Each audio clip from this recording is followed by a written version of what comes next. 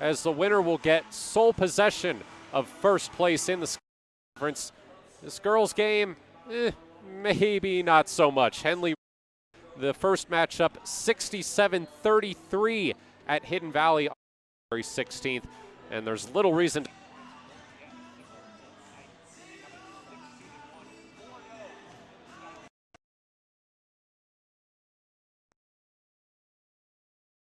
think that 77 points was the second most, rather, that the Henley girls have scored all season. 29 points for was the second fewest they've allowed this season.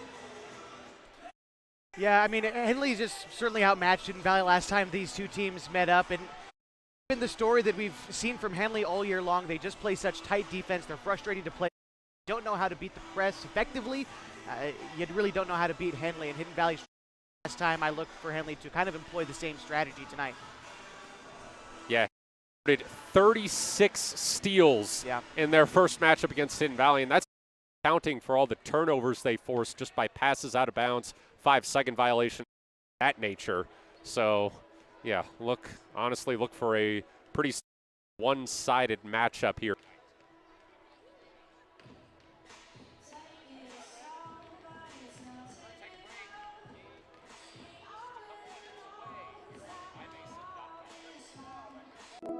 Threads. There are many threads that run through our region. There are churches and schools and Little League teams that bring us together and bind us into communities. There are roads and cars, there are houses and jobs and businesses, all woven together to make the fabric of our communities. There are financial threads that are part of that tapestry as well. For over 80 years, it's been our pleasure to be headquartered here, providing financial services to generations of our friends and neighbors. From that first savings account, to retirement planning, and all of the cars and houses and groceries in between, we keep your money local, investing it back into our communities, adding more threads to the fabric to make our communities stronger. Pacific Crest Federal Credit Union. Find your path.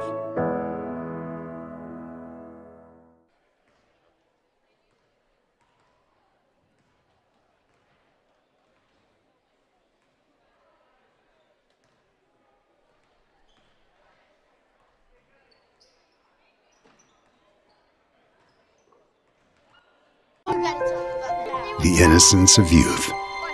Is there anything any better? But soon they'll be in high school and facing all the same challenges you faced. How to make friends, how to fit in, how to be cool.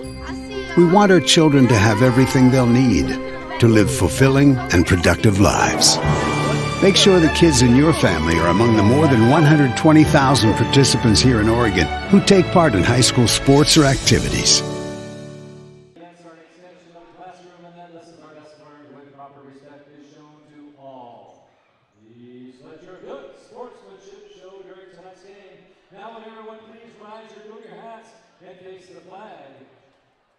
Comfortable and not corporate. At Clown Falls Subaru, we built our business on that simple promise. Well, that and some of the best people you're ever going to meet. Hi, I'm Rob Cedar, General Manager at Clown Falls Subaru. Our 62 employees make it easy for us to live up to our comfortable, not corporate philosophy. Friendly faces, easy answers, straight talk, fairness, and exceptional service. These are the things you expect. These are the things that all of our people deliver. Our management team, sales pros, certified service and body shop techs, lot attendants, and detail experts are all 100% focused on you. Local people putting their friends and neighbors first. At Clown Falls Subaru, that's the only way we do business. It's comfortable, not corporate. Our team members also spend hundreds of hours each year supporting local charities and events through the Subaru Love Promise. That's the kind of people they are. We're very proud of them. They're your friends, they're your neighbors, they're glad to know you, and they want you to be glad to know them too. I'm Rob, and this is what makes us comfortable, not corporate. Threads. There are many threads that run through our region.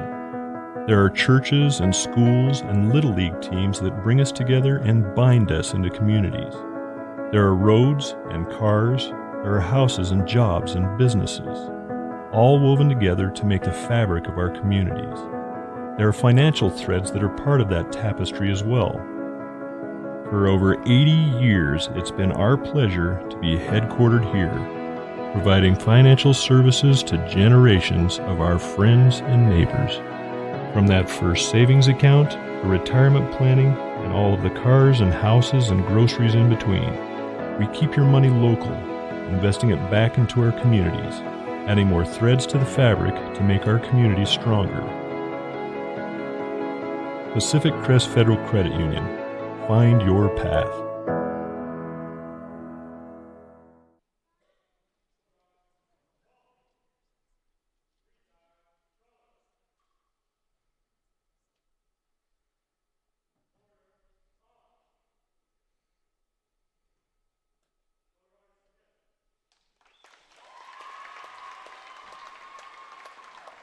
Now let's meet the starting lineups for both teams. First, for the visiting Mustangs of Hidden Valley High School. Senior number 1, Riley Younger. Senior number 3, Asia LePan. Senior number 5, Jasmine Kelly. Freshman number 12, Katie Bennett. And sophomore number 24, Taylor Graham. The head coach is Ashley Warnke. Her assistant is Jason Rosillo.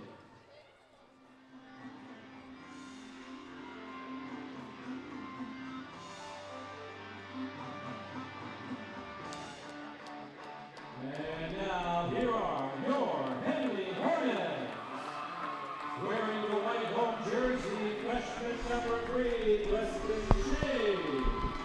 Sophomore number 4, Lily Cosell. Sophomore number 10, Cindy Campos. Senior number 15, Annie Campos. And senior number 24, Jewel Norca. The coach is Randy Benson. His assistants are Heidi Franklin, Peter and Jessica West. Their most recent was a 62-29.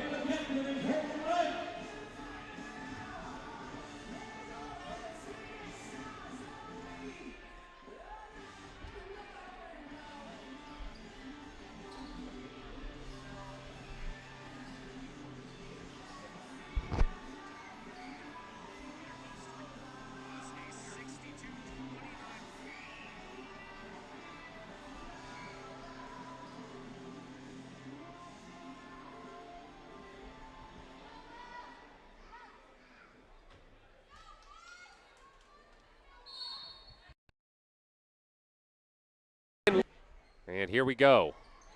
Hornets win it. And Preston Shade sent up court to Annie Campos. Almost turned, but Riley Younker's unable to keep it in bounds. It'll stay with the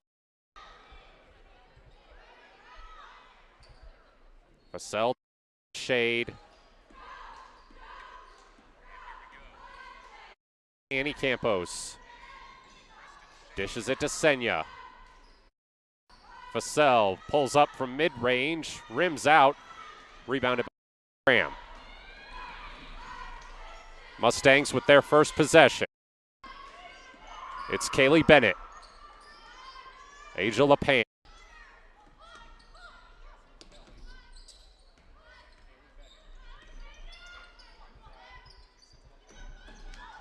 It up to Younker. Younker to Kelly. 10 seconds on the shot clock. Kelly guarded by Shade. Tries to go baseline. Does get it to Younker. It's tapped out of bounds. It will stay with Hidden Valley. They'll have 4 seconds on the shot clock. Kelly. Now Younker. Not enough time. And Henley forces a shot clock violation on the first Hidden Valley possession.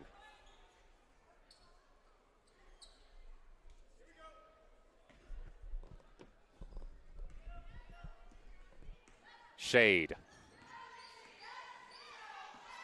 Hands it to Vassell. Vassell tried to loft it in for Senya Campos, but it was too high for her, and it goes out of bounds. 6:51 remaining here in the opening quarter.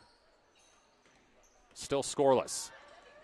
Asia LePan Trying to drive by Annie Campos, unable to. Gets it out to Graham. Graham into the paint, disrupted by Fussell. Outlet pass to Northcutt, and there are the first points of the game.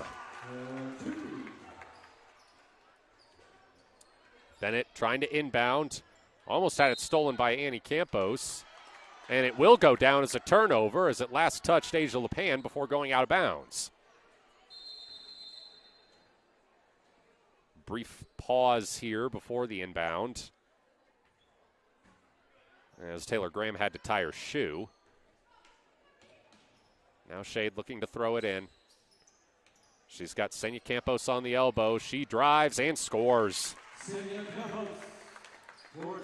Two quick buckets for Henley. Hornets up 4-0, 6:15 left in the first. LePan calling for help in the backcourt, gets it up to Kaylee Bennett. Bennett loses it. Henley ball.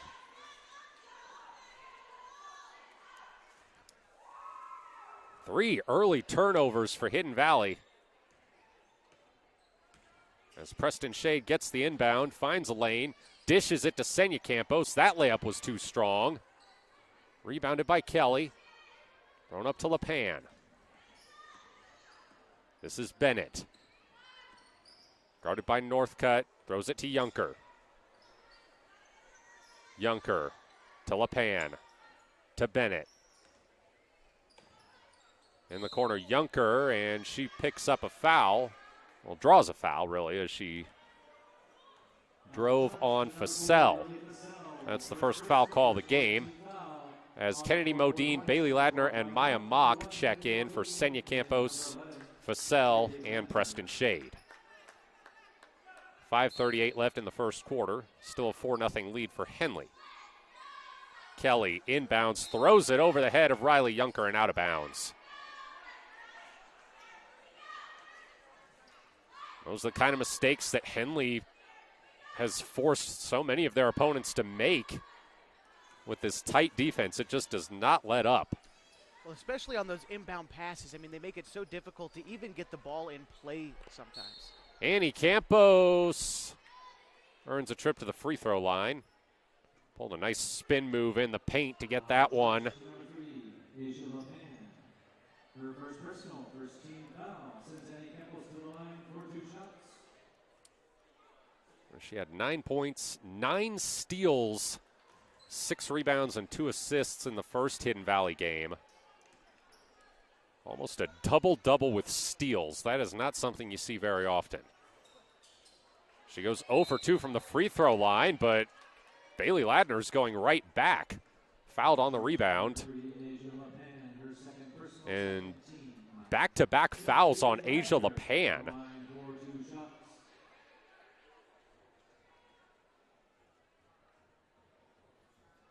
Ladner misses the first free throw. On the floor for the Mustangs, number 23, Samantha Lesher.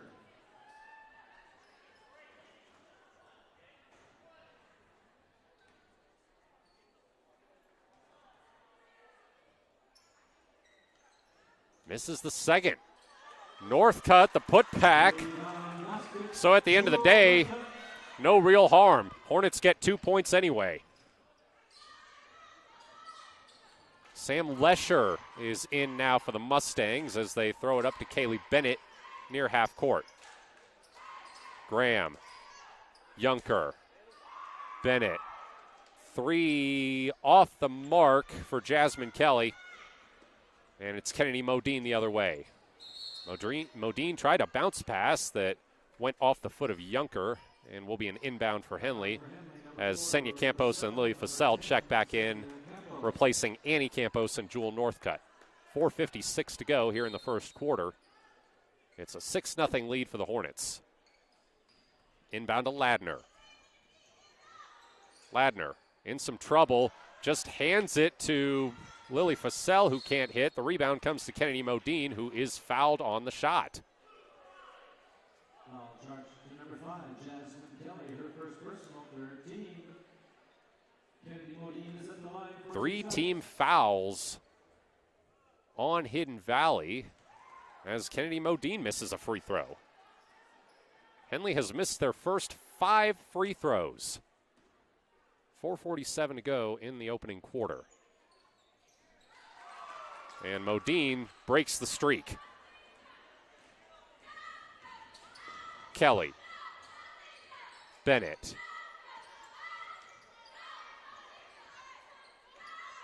Junker. Intercepted by Senya Campos. Nice dish to Ladner, but she couldn't capitalize. She gets the rebound. It's a tie-up, and the possession arrow points to the Mustangs. Jasmine Kelly to inbound. Looking. Off target for Junker. And another inbound out of bounds.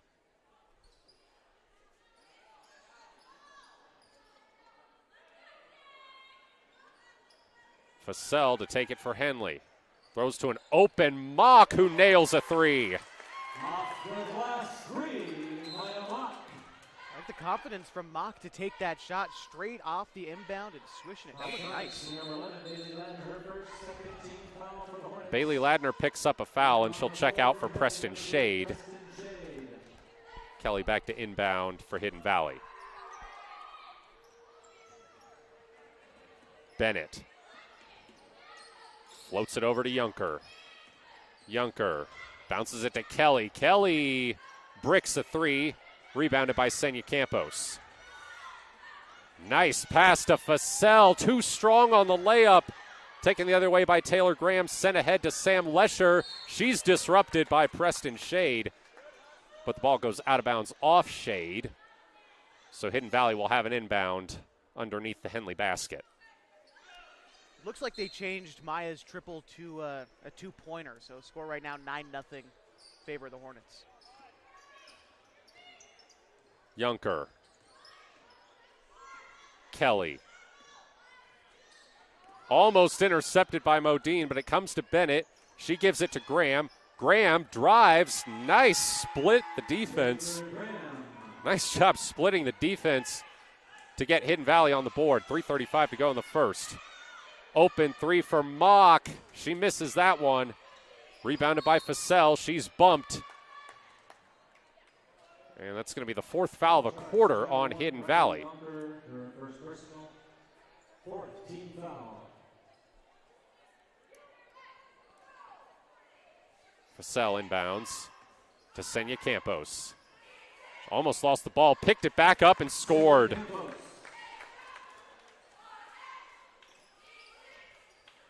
Inbound to Junker. Guarded tightly by Shade. Junker hands it to Lesher. Lesher double dribbled. Back on the floor for Hidden Valley, number 3, Asia LaPan. Asia LaPan back in for the Mustangs, replacing Taylor Graham. As Preston Shade sends it up to Kennedy Modine. Modine pulls up, swish. Close range jumper. And Henley gets beat on the deep inbound. It's Sam Lesher cashing in the layup. Shade over to Fussell. She lost it on the way up. It came down into the arms of Kaylee Bennett. Bennett ahead to LaPan. LaPan. Nice move to get around Fussell. And it's a 13-6 lead for Henley. 2.5 minutes to go in the first quarter. Shade. They're going to get her for a travel here. Checking in for Henley, number 24, Jewel Northcutt, number 15, Annie Campos. Ladner, Annie Campos, and Northcutt return for the Hornets. Maya Mock, Kennedy Modine, and somebody else, Senya Campos, come to the bench. Lesher in trouble in the backcourt, gets it to Kelly. She's guarded by Annie Campos. Kelly tried to throw one for Lesher, but too far ahead of her and out of bounds. Back on the floor for the Hornets, number 12, Maya Mock. Maya Mock almost immediately checks back in, replacing Lily Fussell.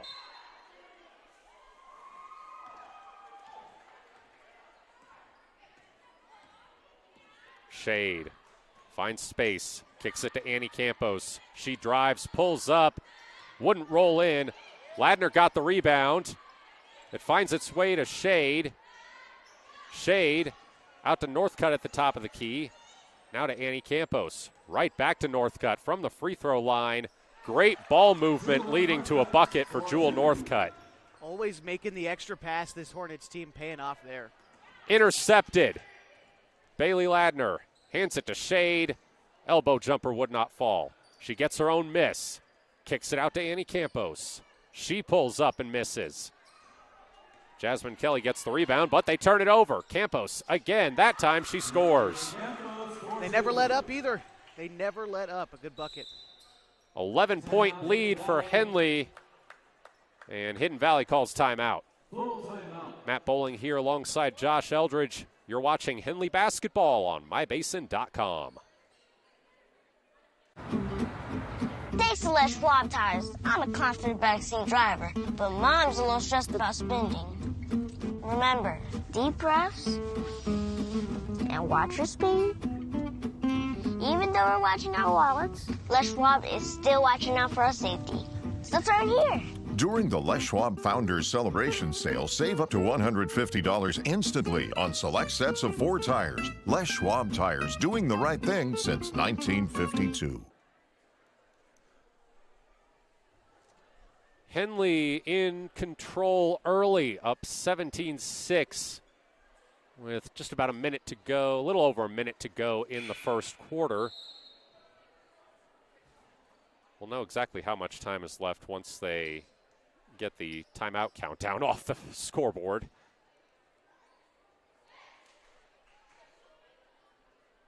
A minute 18 on the clock here in the first quarter. 6 early points for Jewel Northcutt.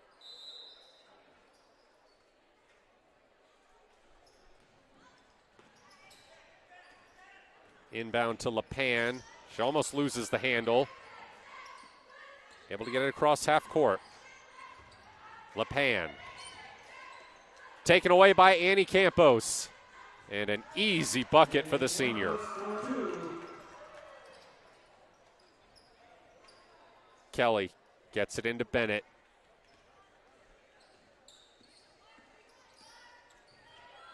Bennett guarded by Northcutt. 48 seconds left.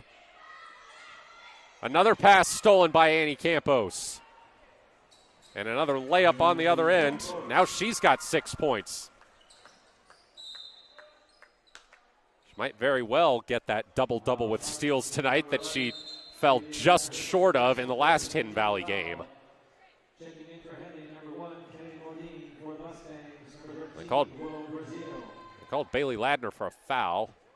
It's her second, third on Henley.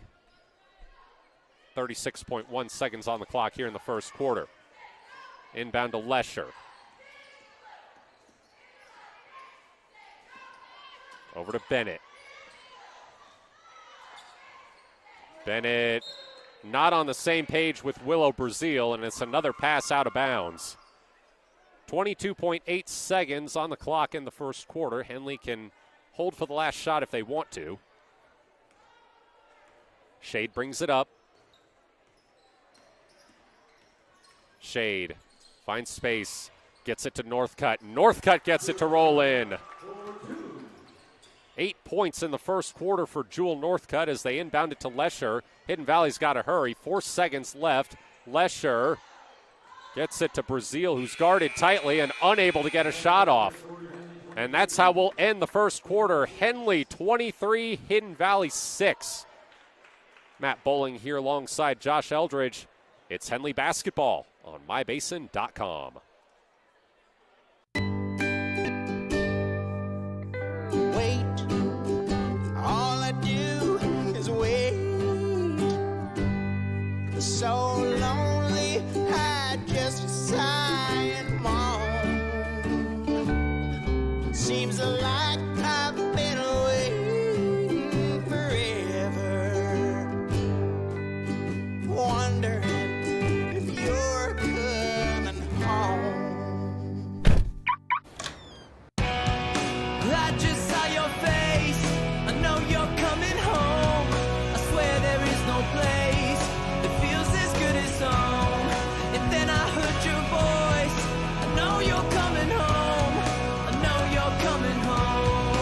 This is where unconditional love and immeasurable happiness reside. This is home. Coldwell Banker, where home begins. A 17-point lead for Henley as we start the second quarter here at the Hornets' Nest. Jewel Northcutt leading the way with 8. She only had 4 in the first Hidden Valley game, but she's coming off a 15-point outing against Phoenix on Friday. Good form continuing for Northcutt. Hornets turn it over. It's Kaylee Bennett, but she gives it right back. Kennedy Modine bounces around. It's picked up by Lesher, and Lesher's fouled.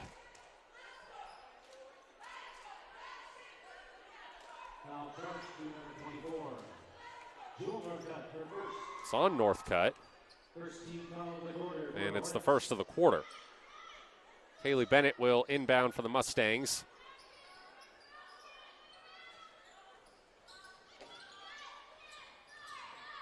Inbound stolen, Annie Campos. Campos drives, loses the ball. It's on the floor, and it's going to be a tie-up. Possession arrow points to the Mustangs.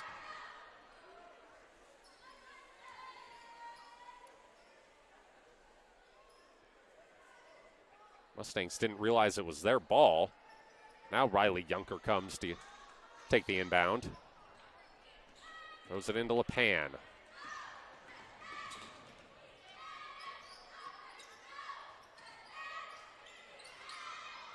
LePan has her pocket picked by Modine. Able to get it back for a moment, only for Annie Campos to come take it away. Bounces it around a defender for a lay-in for Lily Fussell. That was a beautiful pass from Annie, always looking ahead, and again, making that extra pass. LePan the other way. Taken away again. Annie Campos. Jewel Northcutt drives, throws up a wedgie. Henley student section reacts accordingly. Who's going to come get this one down, I wonder? Looks like maybe a second basketball. It's always interesting to see what the approach is, because sometimes they'll have somebody who can jump up and do it. Sometimes they use the other basketball, sometimes a broomstick. I've seen several different ways. Second ball worked that time.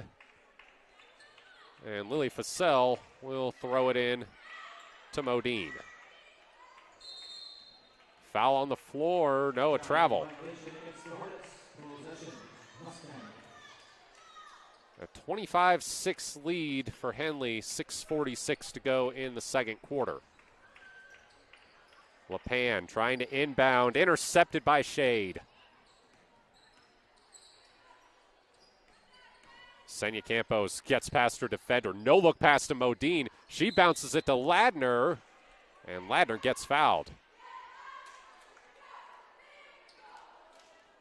Foul charge to number 1, Riley Junker.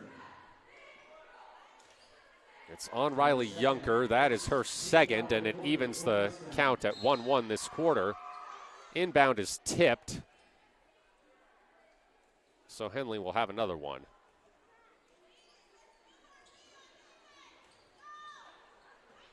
Tipped into the hands of Ladner. Over to Fussell. Senya Campos creates space, finds a lane, drives, and scores. Inbound, almost stolen by Fussell, but it goes out of bounds. Hidden Valley ball. Maya Mock and Meredith Brown checking in for the Hornets. Inbound, turned over, but tipped out of bounds. Taylor Graham back in for the Mustangs, along with Jasmine Kelly. Sam Lesher and Kaylee Bennett will head to the bench.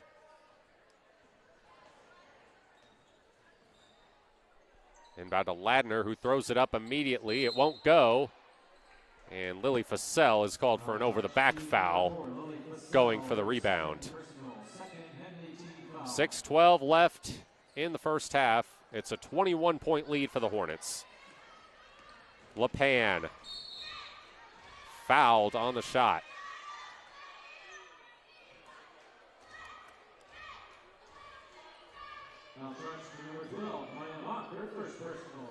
It's on Maya Mock, her first, third of the quarter on Henley, and it sends Asia LePan to the free throw line.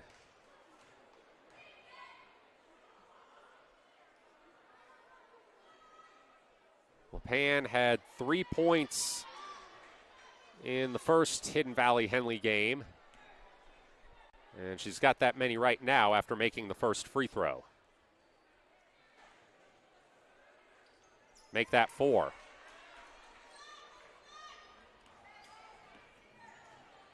Shade throws it to Brown.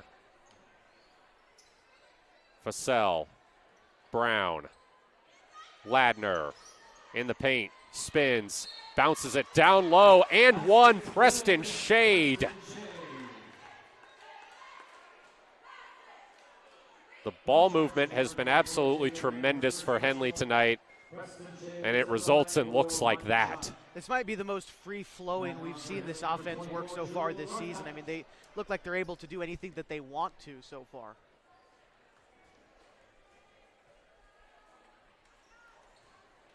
Shade misses the and one, but the rebound comes to Ladner. Shade gets another chance, misses the layup, and a foul going the other way.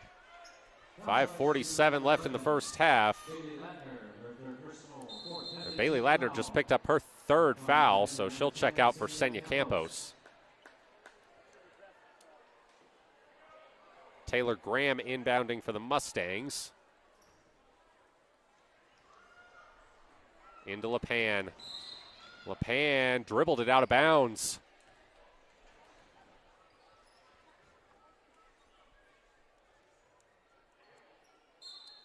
Northcutt into Shade. Senya Campos throws it to Mock. Mock through a double team. Ball went out of bounds, was last touched by Hidden Valley.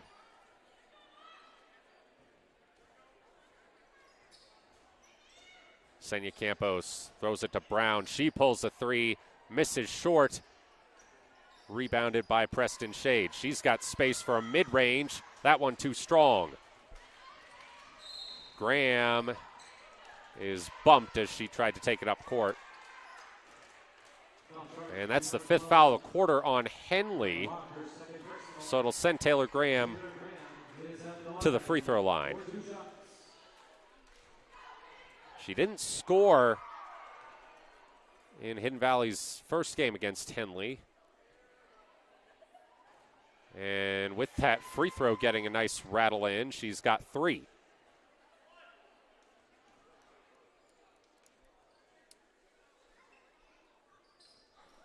Banks in the second one, so it gets the Mustangs to double digits, but they're still down by 19 with 5:19 to go in the second quarter. Mock. Back to Brown. Brown with space. Misses a 3. Rebound tapped around to Shade. She can't hit the putback. Comes down to Senya Campos, who's fouled.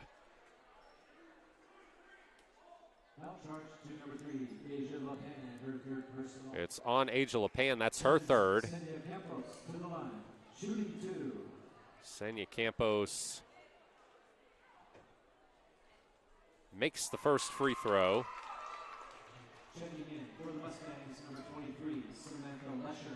She had 3 in the first Hidden Valley game. She had 6 against Phoenix on Friday. And a second made free throw gives her 8. Long inbound, Taylor Graham able to get it to Junker. Kelly, almost too high for Brazil, but she's able to reel it in. Back to Kelly. Jasmine Kelly almost had it stolen from her. She's able to get it back. Tipped out of bounds by Jewel Northcutt. Hidden Valley will inbound. 17 seconds on the shot clock. Graham. Looking. Gets it to Junker. Junker to Kelly. Guarded by Shade. 10 seconds on the shot clock. Over to Junker. 5 seconds now. Lesher puts it up. Won't go. Rebounded by Senya Campos.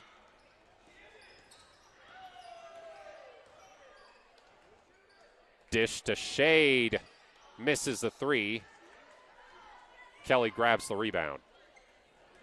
Long outlet pass to Lesher. She loses it. It's touched out of bounds by Shade. As Kennedy Modine, Lily Fassell, and Annie Campos check back in for Henley. 4:10 to go in the first half. Hidden Valley to inbound. Graham looking. Gets it to Jasmine Kelly. Kelly lost it out of bounds. It'll stay with the Mustangs.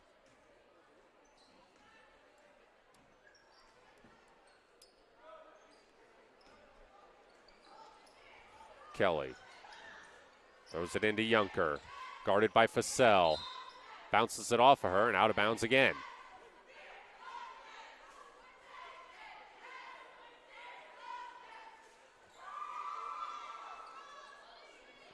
Graham getting set to inbound. Gets it to Kelly. Now over to Lesher. And Jewel Northcutt commits a foul trying to steal it. Foul charge to number 24, Jewel Northcutt, her second personal. That's her second. Samantha Lesher is at the line. And it earns Sam Lesher 2 free throws. She also didn't score in the first Henley Hidden Valley game. She has 2 so far, but airball's the first free throw. Referee says she needs to come off. Maybe an equipment issue. They were making a motion to her hands. Could be bleeding. Gotcha.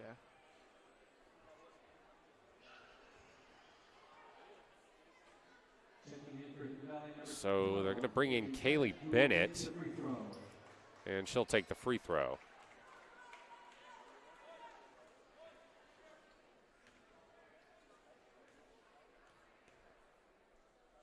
Bennett had 6 points in the first matchup between these two teams, and that free throw is her first of the night.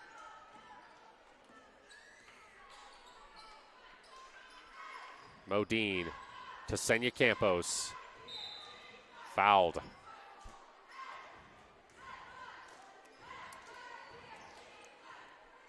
Foul charge to number 24, Taylor Graham, her second personal. It's the second on Taylor Graham. 4th of the quarter on the Mustangs. 3:48 until halftime. Senya Campos misses the first free throw. That's the 7th free throw Henley has missed tonight. And she gets the second one to fall. Kelly. Junker. Pass swatted back to her by Fassell. Now she's able to get it to Willow Brazil. Brazil trying to drive on Annie Campos, and Campos steals it. Here comes Campos, and one.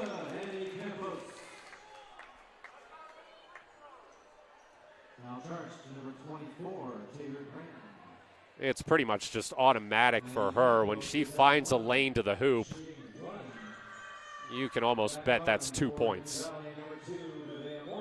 Or 3 if you commit the foul. Give her a chance at a free throw.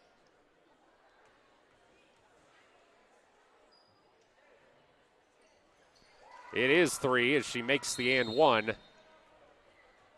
And the Mustangs call a timeout. 35-11, Henley leads, 3:20 left in the second quarter. Matt Bowling here alongside Josh Eldredge. This is Henley basketball on mybasin.com. Introducing Smith Bates Marcom Solutions, your trusted partner in marketing and communication. We specialize in crafting compelling campaigns, eye-catching graphics, and impactful branding materials. Smith Bates is like working with dependable friends. They always help us build our professional image. Through the innovative strategies that the team at Smith Bates suggested, we've been able to give the brand at Calor the boost that it desperately needed. Unlock your potential with Smith Bates Marcom Solutions.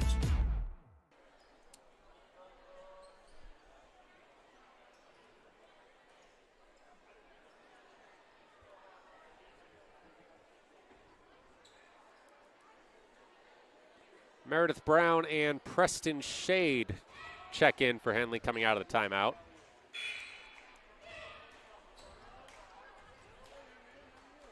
Meredith Brown, who at the beginning of the season played very sparingly, has seen a lot more minutes over the last few games. Now it's certainly helped that Henley has run away with many of their Skyline Conference games, but she's made the most of them. She had 8 points, 4 rebounds, and 2 assists against Phoenix on Friday. And even the players that don't see much playing time for this Henley team are still very talented. They're so deep. And I think it's nice to see Coach Denson sort of mix up the lineups. We've seen him make a lot of substitutions so far tonight. And I think in games like these, it's good to explore that for the head coach. Yeah, he's looks like he's playing fantasy basketball out there sometimes with how much he's shuffling the lineups around. No doubt. But in games like this, you'd kind of be dumb not to take advantage of the opportunity to see what combinations might work. Well, what players can move into different roles, things like that. I mean, we've seen more passing from players like Bailey Ladner tonight than I've seen all season. And another steal. Lily Fassell sends it ahead to Kennedy Modine, who couldn't complete the layup. Modine gets it back now, but traveled.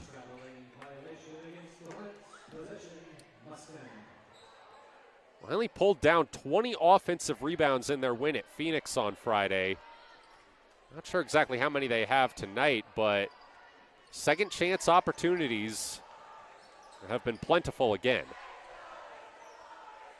Junker slips by a defender but can't finish the layup. Putback wouldn't go either. Shade ahead to Brown. She pulls up, misses, tipped out. It'll stay with Henley. Sam Lesher checks in for Willow Brazil as Maya Mock checks in for Senya Campos. Brown inbound to Modine. Catch and shoot. Modine missed. Rebounded by Fassell. The putback wouldn't fall. That one's rebounded by Shade. Shade creates space. Wouldn't go off the glass.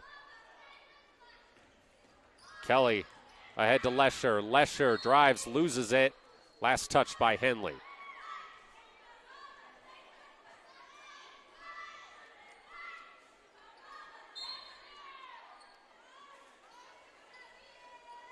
Kelly looking for somebody.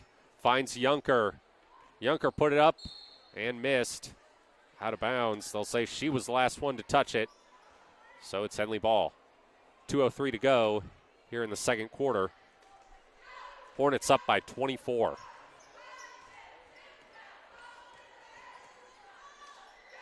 Mock. Modine. Back to Mock. Misses a three. Rebound Fassell. Fassell couldn't get it to go.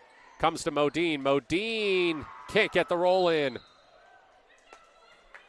Out of bounds. Back to the Mustangs. Things have dried up around the rim for the Hornets over the last few minutes. And they're still creating those second and even third chance opportunities, though. A steal for Preston Shade. Shade bumped in transition, no foul called. Throws it to Fassell, and again, another miss for Henley. Rebounded by Meredith Brown. To Kennedy Modine. Fassell drives, puts it up, and finally, the Hornets get a bucket.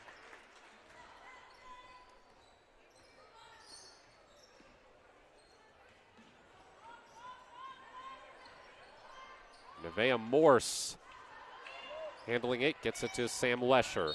Lesher tries to drive, but commits a charge.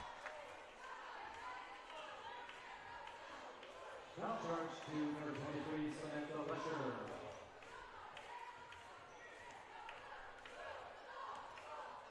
Shade. Modine. Pass too high for Mock. Into the arms of Lesher.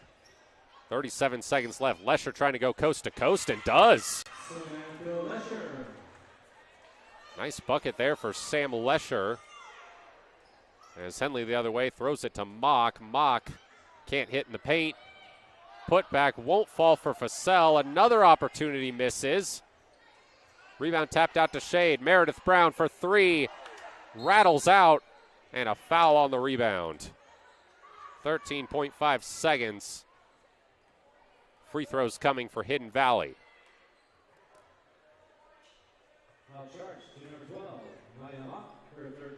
It's on Maya Mock. That's her third. It'll send Jasmine Kelly to the line for 2 shots. She scored 10 points in the first Henley Hidden Valley game. She has yet to score tonight. And misses the first free throw. Senya Campos checks in for Maya Mock.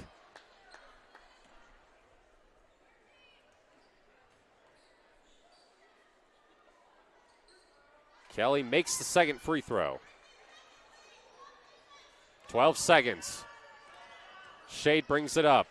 Shade drives, kicks to Senya Campos. She misses a three. Underneath Meredith Brown, the putback. And that's how the first half ends. A 25-point lead for Henley, 39-14 over Hidden Valley. Matt Bowling here alongside Josh Eldredge. We'll have your first half scoring when we come back here on mybasin.com. Wait, all I do is wait. So lonely, I just sigh and moan. Seems like I've been waiting forever, wondering if you're coming home. I just saw your face, I know you're coming home. I swear there is no place that feels as good as home. And then I heard your voice, I know you're coming home. I know you're coming home. This is where unconditional love and immeasurable happiness reside. This is home. Coltwell Banker, where home begins. Comfortable and not corporate. At Clown Falls Subaru, we built our business on that simple promise. Well, that and some of the best people you're ever going to meet. Hi, I'm Rob Cedar, General Manager at Clown Falls Subaru. Our 62 employees make it easy for us to live up to our comfortable, not corporate philosophy. Friendly faces, easy answers, straight talk, fairness, and exceptional service. These are the things you expect. These are the things that all of our people deliver. Our management team, sales pros, certified service and body shop techs, lot attendants, and detail experts are all 100% focused on you. Local people putting their friends and neighbors first. At Clown Falls Subaru, that's the only way we do business. It's comfortable, not corporate. Our team members also spend hundreds of hours each year supporting local charities and events through the Subaru Love Promise. That's the kind of people they are. We're very proud of them. They're your friends, they're your neighbors, they're glad to know you, and they want you to be glad to know them too. I'm Rob, and this is what makes us comfortable, not corporate. A 39-14 lead for Henley here at halftime. Hornets kicking off the second half of Skyline Conference play and look to be in line for just as big a win as they got in the first matchup against Hidden Valley. Up by 25 at the half. Let's go over the scoring. For Henley, it's the Campos sisters, Senya and Annie, leading the way with 9 points each, followed by Jewel Northcutt with 8. Lily Fussell with 4. Kennedy Modine with 3. Preston Shade, Maya Mock, and Meredith Brown each have 2. For Hidden Valley, Aja LePan, Sam Lesher, and Taylor Graham each have 4. And Jasmine Kelly and Kaylee Bennett each have 1. all in all, I mean, Henley doing what we expected them to do, dominating this game.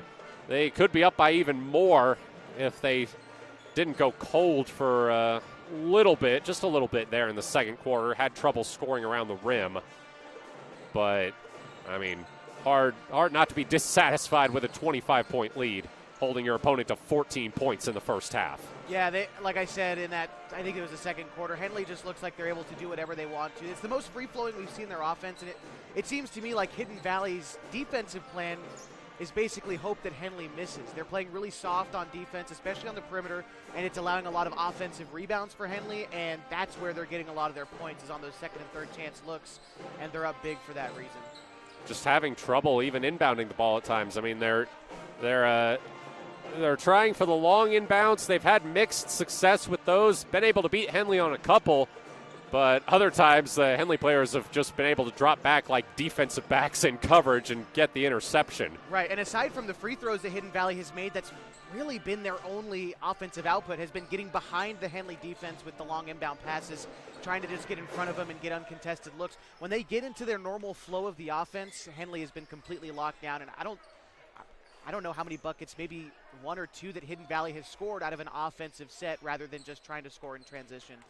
Only 4 field goals in the first half for the Mustangs. The rest of their points came on free throws. You see the boys there warming up. That game should be a lot better than this one. Henley boys lost at Hidden Valley in their conference, in their Skyline Conference opener on January 16th. That was their first league loss in 2 years, but they haven't lost a league game since. They're 3-1 along with Hidden Valley, so the winner of this game will get sole possession of first place in the Skyline Conference with 3 games remaining on the schedule. Yeah, both teams are hungry for this one. You and I talked to Coach Hammond a little bit before the game, and he said, you got to play at least one tough game, and for the Hornets tonight, it'll be this one against Hidden Valley. If they want to claim the conference, should be a good one. I think Henley definitely has an advantage playing at home.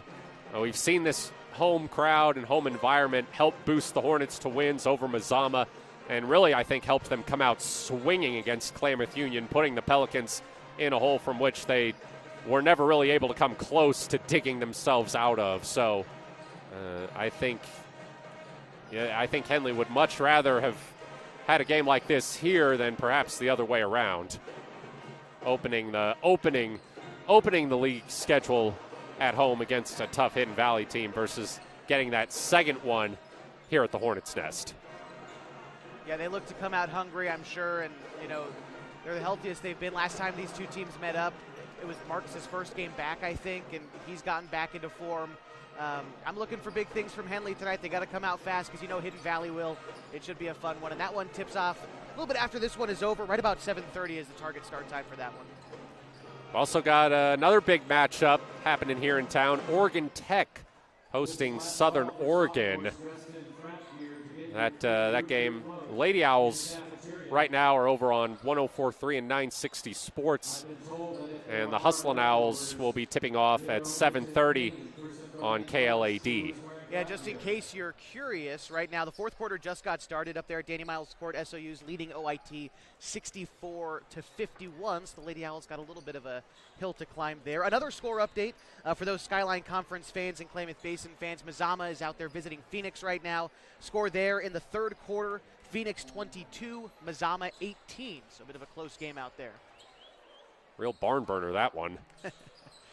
Yeah, the Oregon Tech games, unfortunately, looks like the Lady Owls are going to slide out of second place. That game was for sole possession of second place in the Cascade Conference.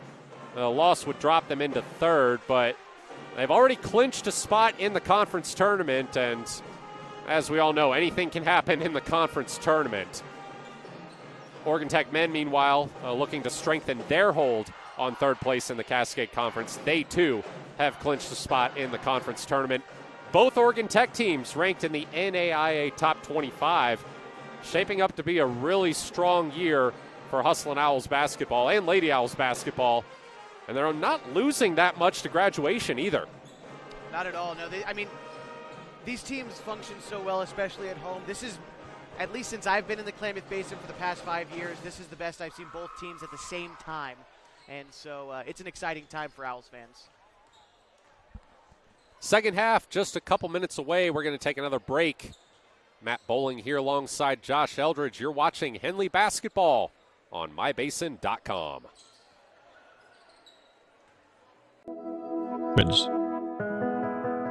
There are many threads that run through our region.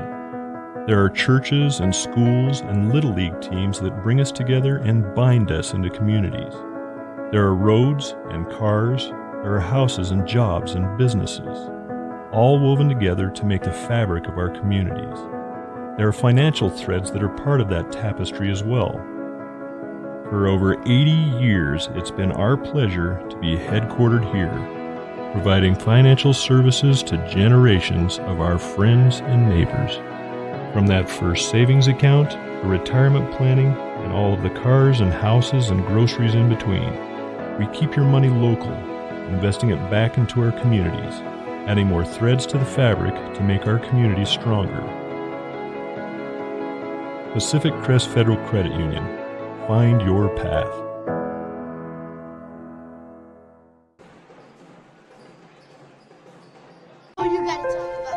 The innocence of youth.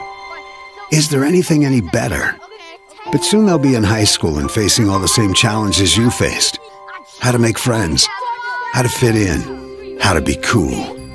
We want our children to have everything they'll need to live fulfilling and productive lives. Make sure the kids in your family are among the more than 120,000 participants here in Oregon who take part in high school sports or activities. Henley up by 25 as we start the second half here at the Hornets' Nest. Hornets cruising to a 5-0 record in the Skyline Conference. Going to be 17-1 overall by the time this game is over. They throw it to LePan. LePan kicks it out for a three from Jasmine Kelly.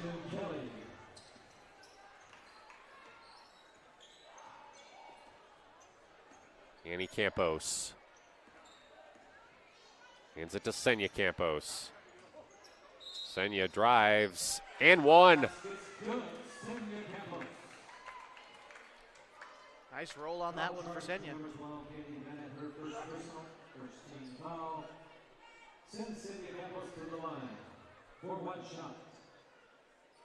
She has to stop to tie her shoe before taking the free throw.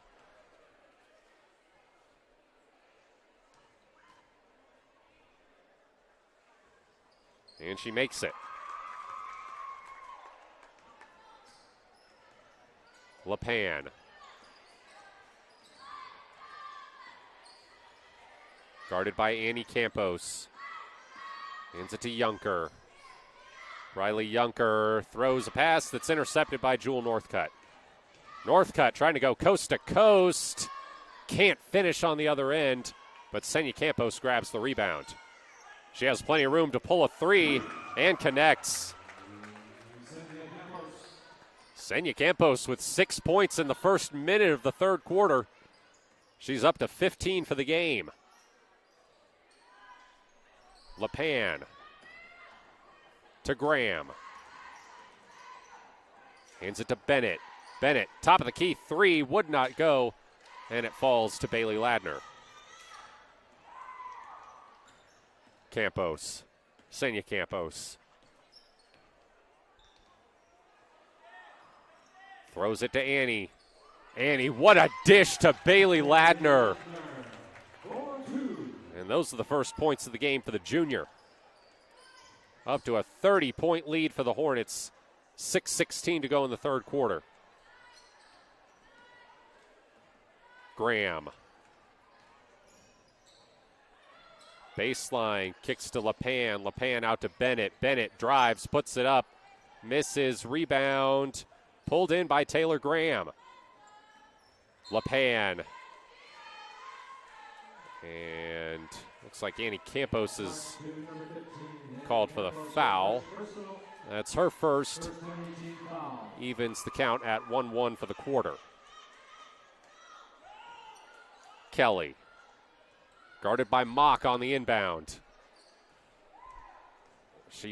I'm not sure what she was doing there. She threw it right to Jewel Northcutt. Northcutt had her back turned around, saw the ball coming, and was able to take it away easily.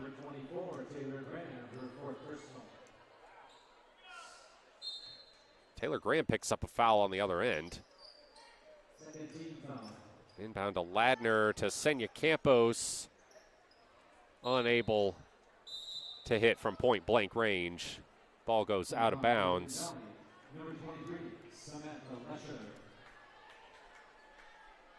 It's going to stay with the Hornets. Senya Campos will inbound. Campos off target for Bailey Ladner, but it's saved by Northcutt. She puts up a shot and misses, but commits the foul on the rebound.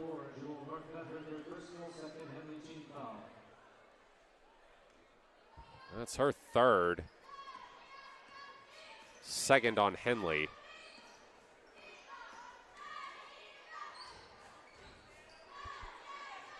In the paint, Yunker out to Bennett. Bennett comes up short. Annie Campos. Nice throw to Senya. Senya reverse layup. She missed it, but got fouled. It's on Jasmine Kelly. That's her second.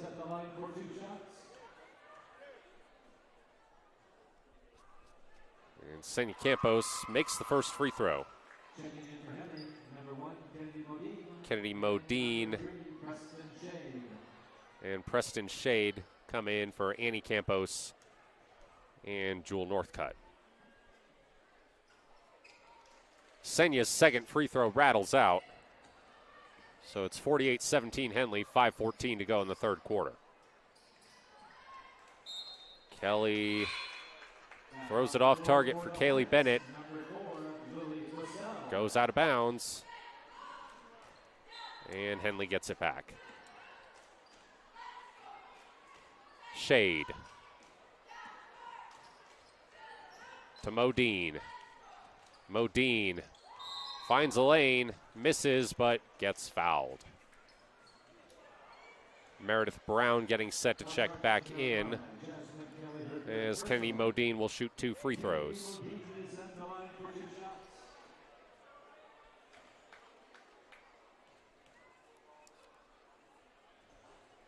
Had 9 points in the first Hidden Valley game and 9 points against Phoenix on Friday. She's got 3 this game, make that 4.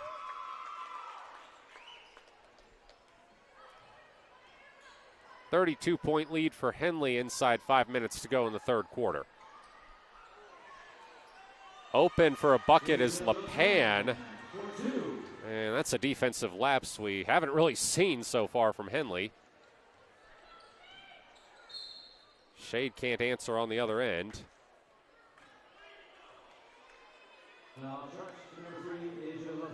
Well, when you're up by 30, I guess it's easy to fall asleep for a possession. There was a decent cut there from the Mustangs, too, and yeah, up by 30 still.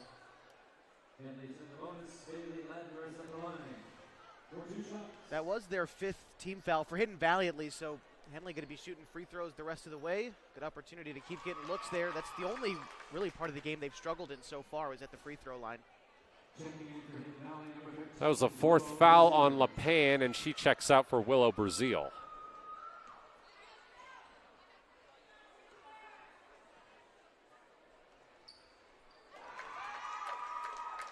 Ladner goes 2 for 2 from the free throw line. Bennett to Lesher. Over to Yunker. Up top, too high for Kelly, and that's going to be a backcourt violation.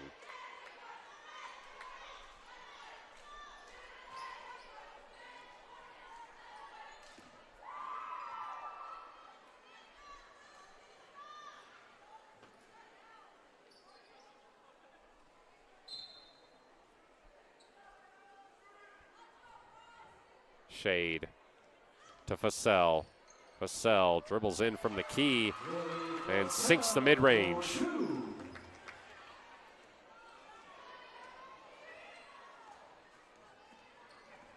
Bennett, guarded by Modine.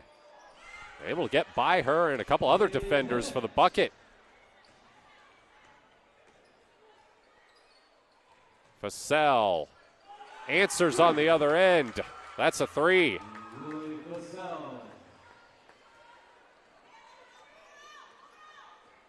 Fussell had 4 points at halftime. She's got 5 this quarter.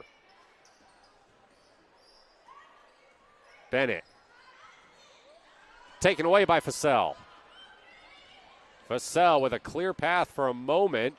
Stops, gets blocked, but it falls to Kennedy Modine, who lays it in. That has got to be frustrating if you're Hidden Valley. You get a great block on the shot only for it to fall right to another Hornet for a lay-in.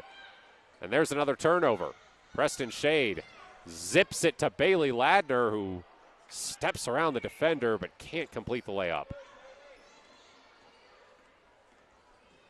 Lesher trying to drive past the defense. Gives it to Yunker. Yunker disrupted. Bats it out to Kaylee Bennett. Bennett dribbles in, misses the long two. Rebounded by Shade.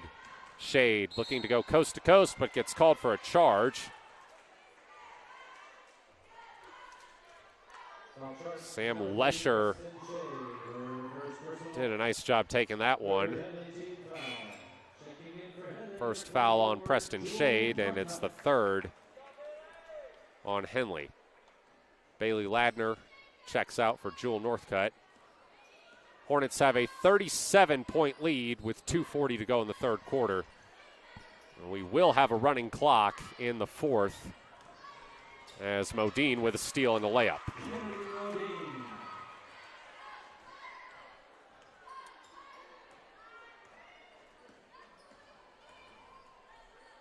Brazil, guarded by Fussell, hands it to Bennett, who gets fouled.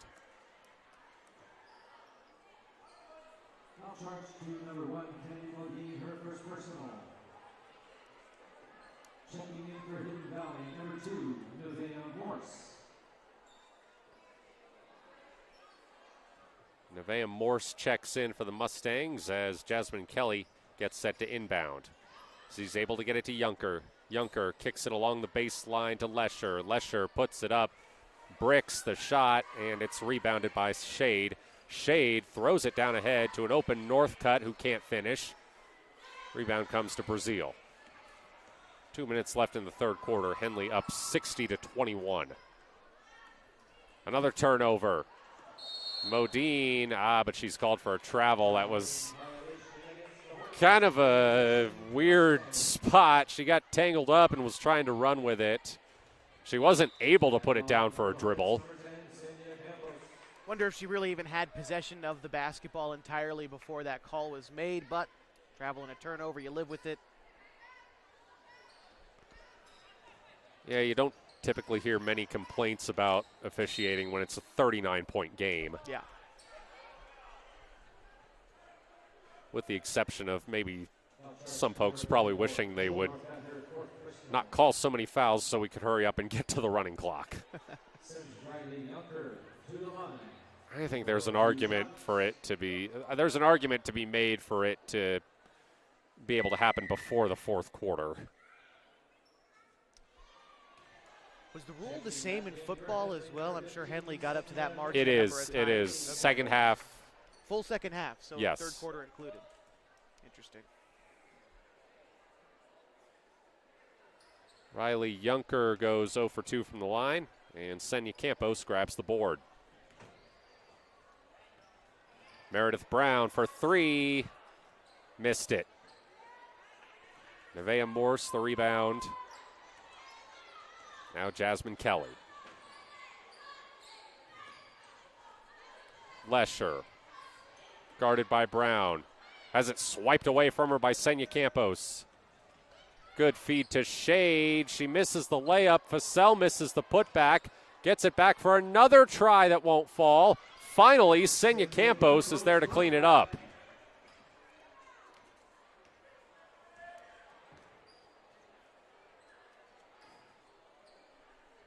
Kelly misses a three off the back rim. Senya Campos chases down the rebound. Under a minute to go in the third quarter. Nice pass to Brown, and Brown nails the mid-range. Passing continues to be excellent for Henley. Kelly taken away by Fussell. And Fussell, easy money on the other end.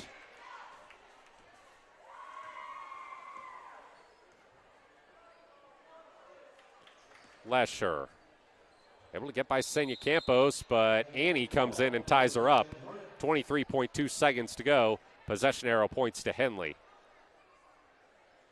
Henley up 66-21.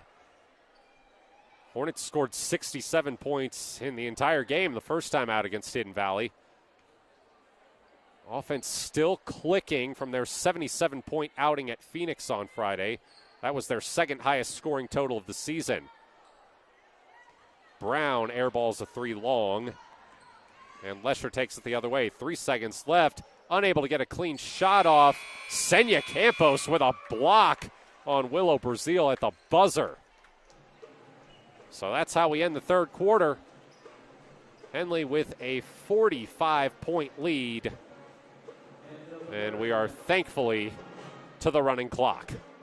Bowling here alongside Josh Eldredge. It's Henley basketball on mybasin.com.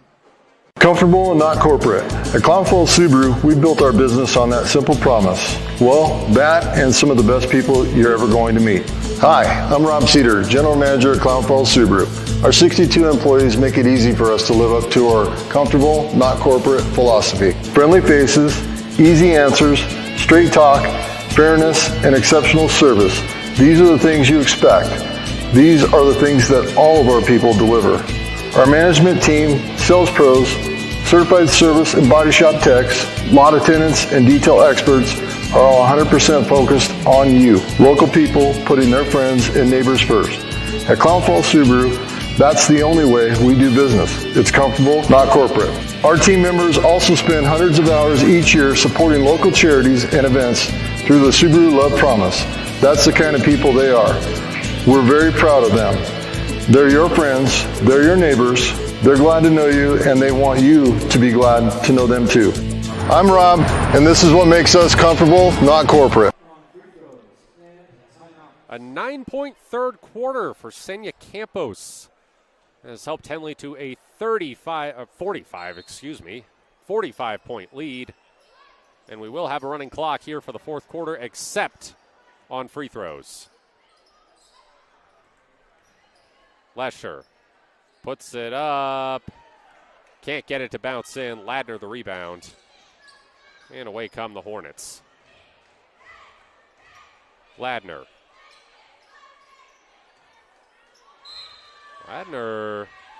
Nevaeh Morse gets in there to force the tie-up.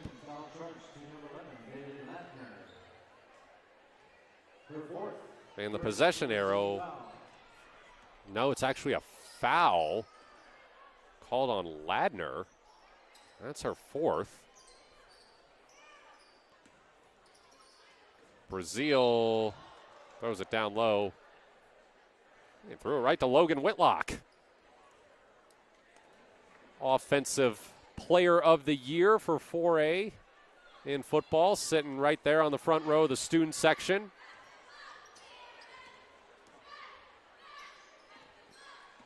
Always love seeing the football guys lead the basketball student section. That was the case at my high school, and they did a pretty good job of it. The loudest, most boisterous bunch. Keep them up front. Get them loud. I like it. Henley students decked out in their frat apparel. Spirit Week all week at Henley. Today was, like you said, frat day, so the kids came to school and are here dressed tonight in their best frat gear. And then Friday, when the teams go to Mazama, it'll be blackout night, so we'll see another Spirit night then, too, for Henley. Ladner with the lay-in there. She's got 6 points in the second half.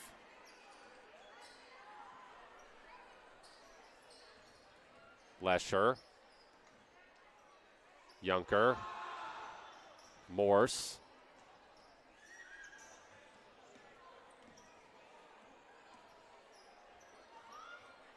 Brazil. Morse pulls a three, misses. Rebound Lesher. Lesher drives on Modine and scores.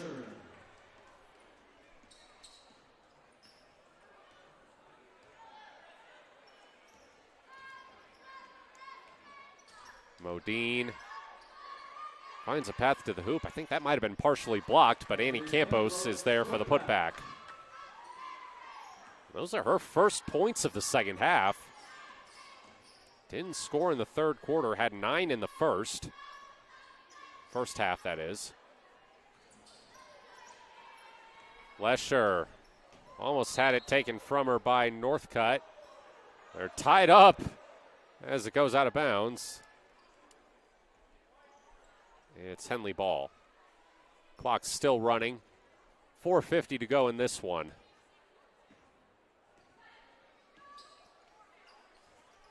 Well, not that long ago, it would have been hard to imagine this Hidden Valley team getting the running clock put on them. Last year they were 6-17. That was their first losing season since the 2015-16 campaign. In the 6 seasons between, they went 102-37. Had some good athletes back on those old Hidden Valley teams. I think of a young lady named Kaylee Kruzmark, who graduated at Hidden Valley, went to College of Idaho. I think of Kaya Fisher, who graduated, I want to say, in the class of 21. She went to Stanford for track and field. They had some good athletes back a few years ago for Hidden Valley, but they lose their head coach, longtime head coach Joel Jesse. He's coaching the Grants Pass boys now, and that sparked a rebuild for the Lady Stakes. Yeah, he had a great run at Hidden Valley. Went 40-0 in Skyline Conference play over his last 4 seasons. He took the Mustangs to 2 state quarterfinals, including the one in 2020 that was canceled by COVID. In that subsequent summer 2021 season, he went 13-0 and won the 4A Showcase Championship. Now, that was not sponsored by the OSAA and does not appear in the record books. But Hidden Valley does have a banner for it in their gym. And it was after that season that he took the boys' job at his alma mater, like you said, Josh, 6A Grants Pass. I believe he took them to the playoffs last year, too, so he's still doing a great job, and this Mustangs team certainly missing him, but they'll rebuild. Good resources and good folks over there at Hidden Valley. We should probably mention that's your alma mater, Josh, in the spirit of full disclosure. It is. I went transparency. There. Class of 18. I recognize a lot of the young ladies who led those good teams, those good Hidden Valley teams back in the day, and always a small part of my heart back in Murphy. I hope that they're able to come back and build a good program over there at Hidden Valley. Asia LePan fouls out. Ends up with 6 points. You were talking about good athletes on Hidden Valley. Asia LePan was the second-team All-Skyline Conference for the Mustangs girls soccer team that made the state semifinals. She's also the defending state champion in the triple jump. She is graduating this year, so they'll have to continue the rebuild without her.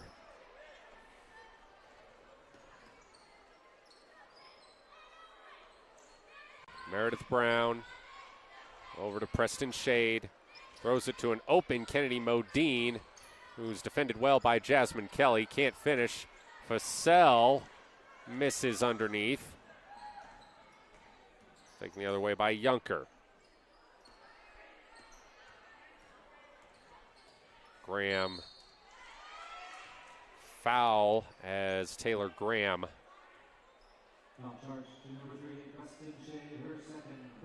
drove in, and with 1:48 on the clock, Taylor Graham misses her first free throw. Back on for the Mustangs, number 2, Vivian Horse. For the Hornets, number 12, Maya Mock.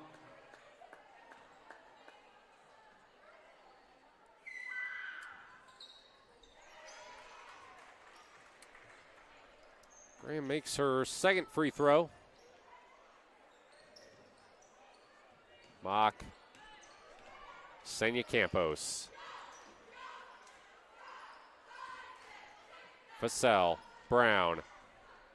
Vassell to Mock. Modine pulls a three and gets it to rattle in.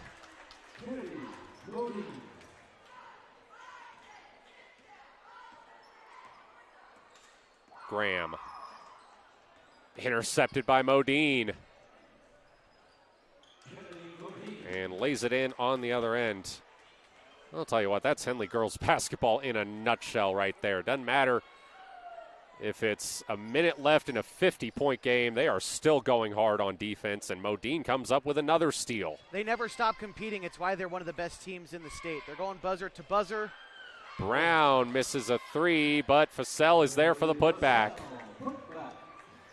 You don't have to tell these girls to keep playing hard. That's what we always hear coming out of this program. They want to play for each other, and they have so far tonight. Turned over, Maya Mock. Henley might be able to just dribble it out here. The shot clock is about even with a game clock, and it looks like that's what Randy Denson just told Senya Campos to do. 10 seconds. She was a little too slow bringing it across half court. Well, Randy Denson did give her the slow down sign. See him over there cracking a little smile. No harm, no foul. 5 seconds left. Morse gets one last bucket for Hidden Valley, gets herself into the scorebook, and makes it a final margin of 50. 77-27. Henley rolls to 5-0 in the Skyline Conference, 17-1 on the season. Matt Bowling here alongside Josh Eldredge. Will get the final scoring tallied up for you and give it to you on the other side of this break. You're watching Henley basketball on mybasin.com. Threads. There are many threads that run through our region. There are churches and schools and Little League teams that bring us together and bind us into communities. There are roads and cars. There are houses and jobs and businesses, all woven together to make the fabric of our communities. There are financial threads that are part of that tapestry as well. For over 80 years, it's been our pleasure to be headquartered here, providing financial services to generations of our friends and neighbors. From that first savings account, to retirement planning, and all of the cars and houses and groceries in between, we keep your money local, investing it back into our communities, adding more threads to the fabric to make our communities stronger. Pacific Crest Federal Credit Union. Find your path.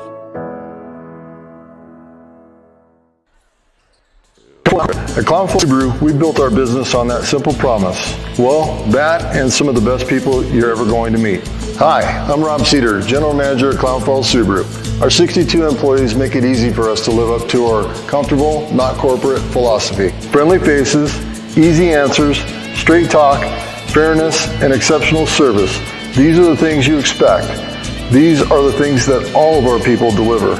Our management team, sales pros, certified service and body shop techs, lot attendants, and detail experts are all 100% focused on you. Local people putting their friends and neighbors first.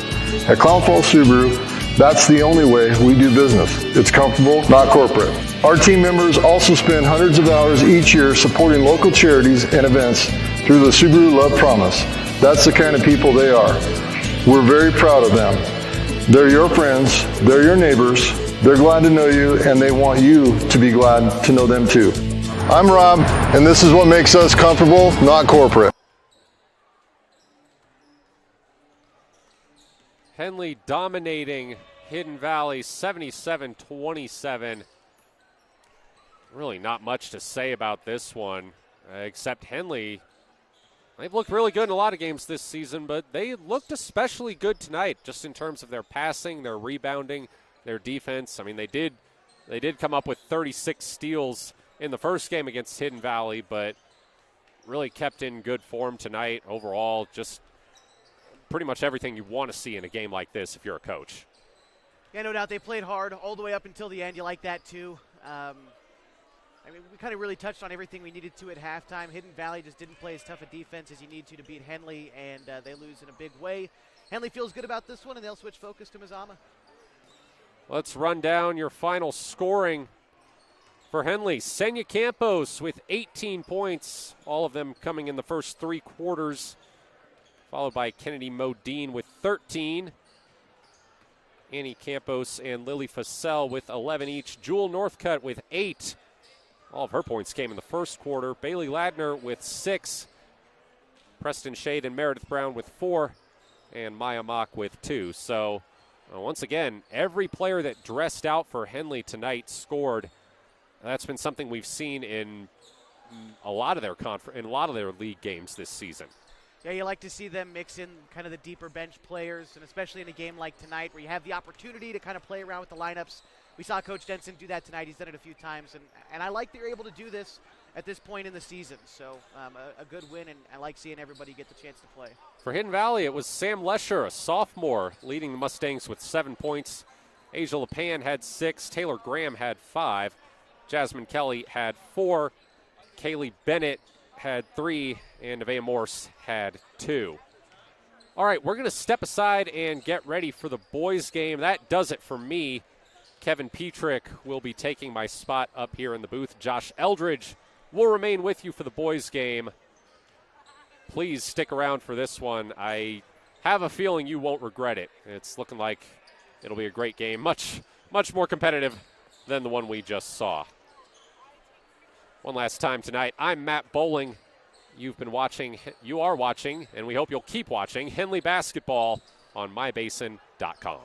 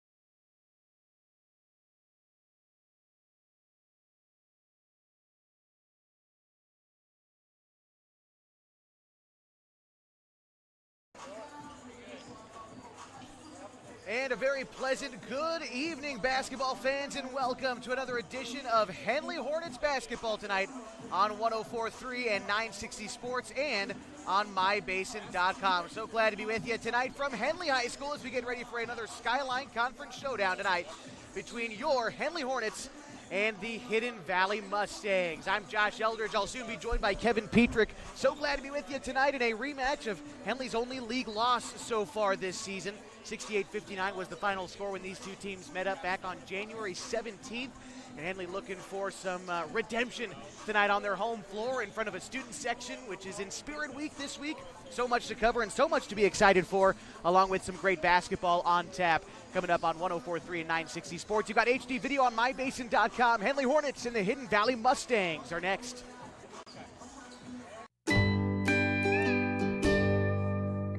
Wait, all I do is wait. So lonely, I just sigh and moan. Seems like I've been away forever. Wondering if you're coming home. I just saw your face. I know you're coming home. I swear there is no place that feels as good as home. And then I heard your voice. I know you're coming home. I know you're coming home. This is where unconditional love and immeasurable happiness reside. This is home. Coltwell Banker, where home begins.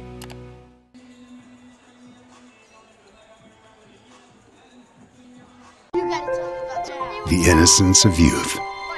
Is there anything any better? But soon they'll be in high school and facing all the same challenges you faced. How to make friends, how to fit in, how to be cool.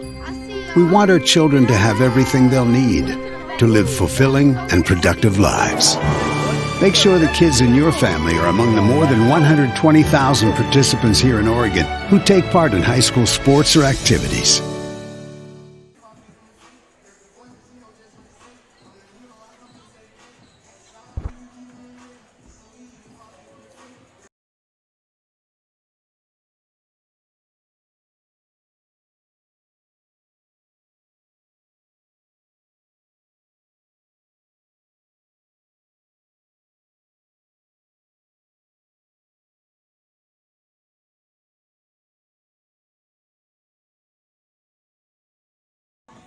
Glad to be back with you on 104.3 and 960 Sports and HD video on mybasin.com tonight as we get ready for Henley Hornets basketball this evening at home against the Hidden Valley Mustangs. Let's take a quick look now as we have some time at the Skyline Conference standings as they are tonight. Henley and Hidden Valley tied for first place, each 3-1. Henley technically the overall advantage right now with one less loss on the season. They're 11-7 overall. Hidden Valley is 11-8. After that, you've got Phoenix, who is 2-2, 13-5. They are playing Mazama tonight, who is in last place in the standings. They're 1-3, 4-13. Sandwiched in there with an off night tonight is Klamath Union. They're 1-3, 6-11 overall. And so tonight's matchup between the two top teams in the conference, the only two teams with an actual winning record in conference play. Two teams that did battle earlier in the season. It was a Hidden Valley win, and that was over in Murphy, Oregon, at Hidden Valley High School.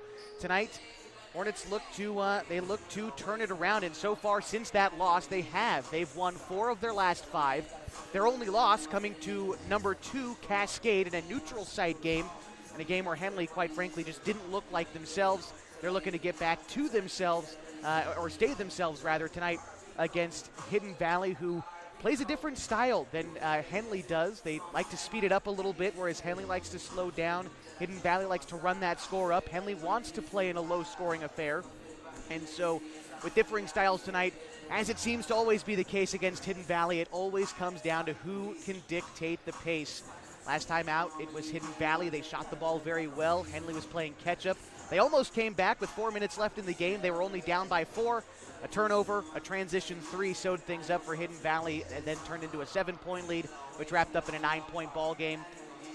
Kevin, these two teams look poised. They look ready. Should be a good one tonight. Yeah, we've talked about how good this league is and how every game is important, but boy, this is the pivotal one. You're playing for first place tonight, and as you have mentioned, I think Henley's played really well since that game over in Murphy. I think they've improved in a number of facets of their game. They have more of an inside-out game. I think against Hidden Valley, if I remember correctly, they had a lot of turnovers, and especially at key times. So I think Henley plays a clean game tonight, plays a good defensive game.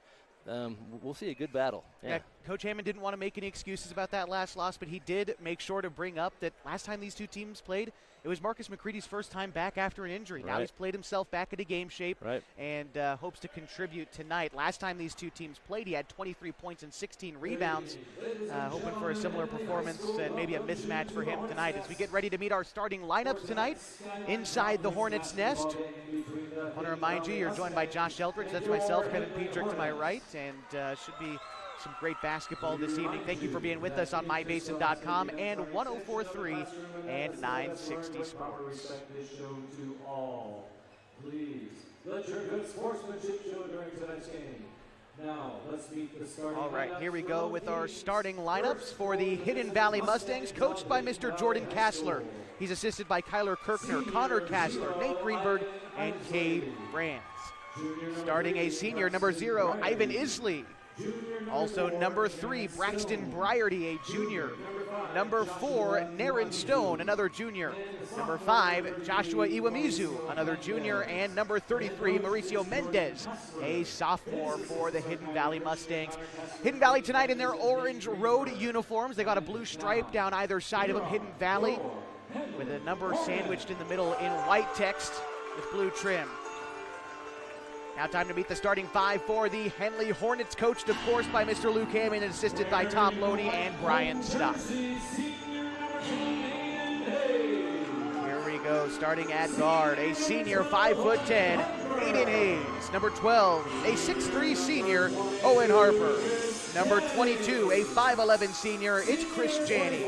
A senior, standing 6'3", number 24, Luke Bennett. And the big man down low, standing 6'7", the big man, Marcus McCready. Hornets tonight in their home white uniforms with white Hornets across the front with blue trim and blue numbers across the back and navy blue trim around the jerseys as well. We are just about ready for basketball this evening from Henley High School, just a few miles south of downtown Klamath Falls for the Skyline Conference matchup. Henley's been off to great starts their last 2 games. Really impressive starts. They need to do that again here tonight. It'll be Hidden Valley who controls the opening tip. Isley shoves it ahead to Iwamizu, quickly into a triple, and it's offline. That's what you expect to see from Hidden Valley. A lot of three-point shooting. They made 9 last time these two teams played. All right, here are the Hornets. Harper kicks it to Janney, top of the key. Now Hayes on the right wing. Tried to dump it down low to Marcus. Loose ball goes out of bounds, last touched by the Hornets, so the Mustangs take over. Yeah, there's one of those turnovers. You don't want to force it inside. Give Marcus a chance to work down there. Here's Isley crossing the timeline for the Mustangs as they go from right to left. Isley moving along the left side, now dips it to Iwamizu. Dips it far side to Briarty, trying to get it down low to Mendez, but his shot blocked by McCready. Here come the Hornets. Hayes into the front court. Kicks it near side to Janney, saved from going out of bounds almost by Isley, but he'll step out of bounds before trying to make that athletic save. The Hornets maintain possession on the near side of the floor. 29 on the shot clock, 7:20 to go in the first quarter, still scoreless. Hayes takes the inbound in the backcourt. Crosses into the front, hands it off to Bennett. Kicks it over to Harper. Harper zips it in the far side to Janney. Janney puts it on the deck, bringing it around at the head of the key, and will travel, trying to get the pass off to Harper. Hidden Valley has an athletic group, and they will force you into some turnovers. Need to avoid that. Here the Mustangs bouncing it down low to Iwamizu, puts his head down, drives to the bucket and scores. And Iwamizu has the first points of the night for either team as Hidden Valley leads 2-0, under 7 to go in the first. Here's Bennett on the near wing. Puts it on the deck, dribbling with his left at the free throw line, kicks it back outside to Hayes, now to Janney. Janney trying to drive the left block, kicks it out to Harper. Loses it at the baseline but recollects. Kicks it back out to Hayes as the Henley offense resets, now to Bennett. Bennett dumping it off to Harper. Dribbles it back out beyond the arc. Now to Bennett, 11 on the shot clock. Here's Bennett.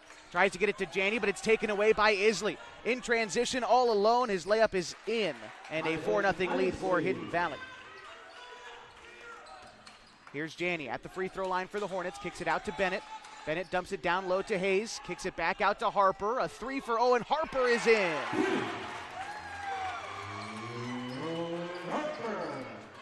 4-3. Hidden Valley still leads. 6:05 to go in the first. And here's Stone. Stone has his pocket picked by Aiden Hayes. A turnover. Here come the Hornets. Shoves it in the near side to Janney. Janney puts it on the deck. Dribbling on that right block. Kicks it outside to Bennett. Head fakes a 3. Now puts it on the deck. Gets rid of it to Hayes. Over to Harper. Harper dribbling inside. Goes up on the block and the layup is in.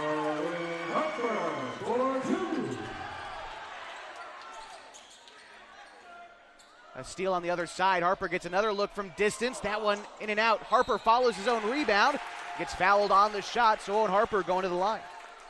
Owen being very aggressive offensively. Hit a 3 ball. Had another hoop, and now he's at the line for a couple more chances.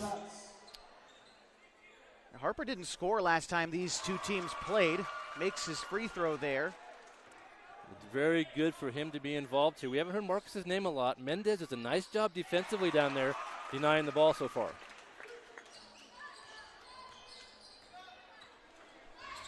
All right, 7-4. Harper has all of Henley's points, and they lead by 3. 5:19 to go in the first. Dumping it down low to Iwamizu. His shot too short. McCready with the rebound. And Hayes coming the other way. Here's Aiden going up against Briarty. Brings it along the near side. Fakes the handoff to Bennett. Trying to dribble around the defense, but he gets tied up. Let's see where they charge the foul to. It looks like it's going to be Naren Stone. Picks up his first, the third team foul. Pardon me, that's the second foul for Stone as he checks out. Interesting to see if Hidden Valley can keep him off the floor. He led the Mustangs. Last time these two teams met up, 15 points for him in that game.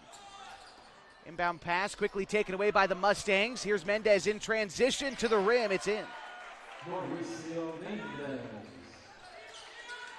7-6. Henley leads with 4:50 to go in the first. Harper on the far side.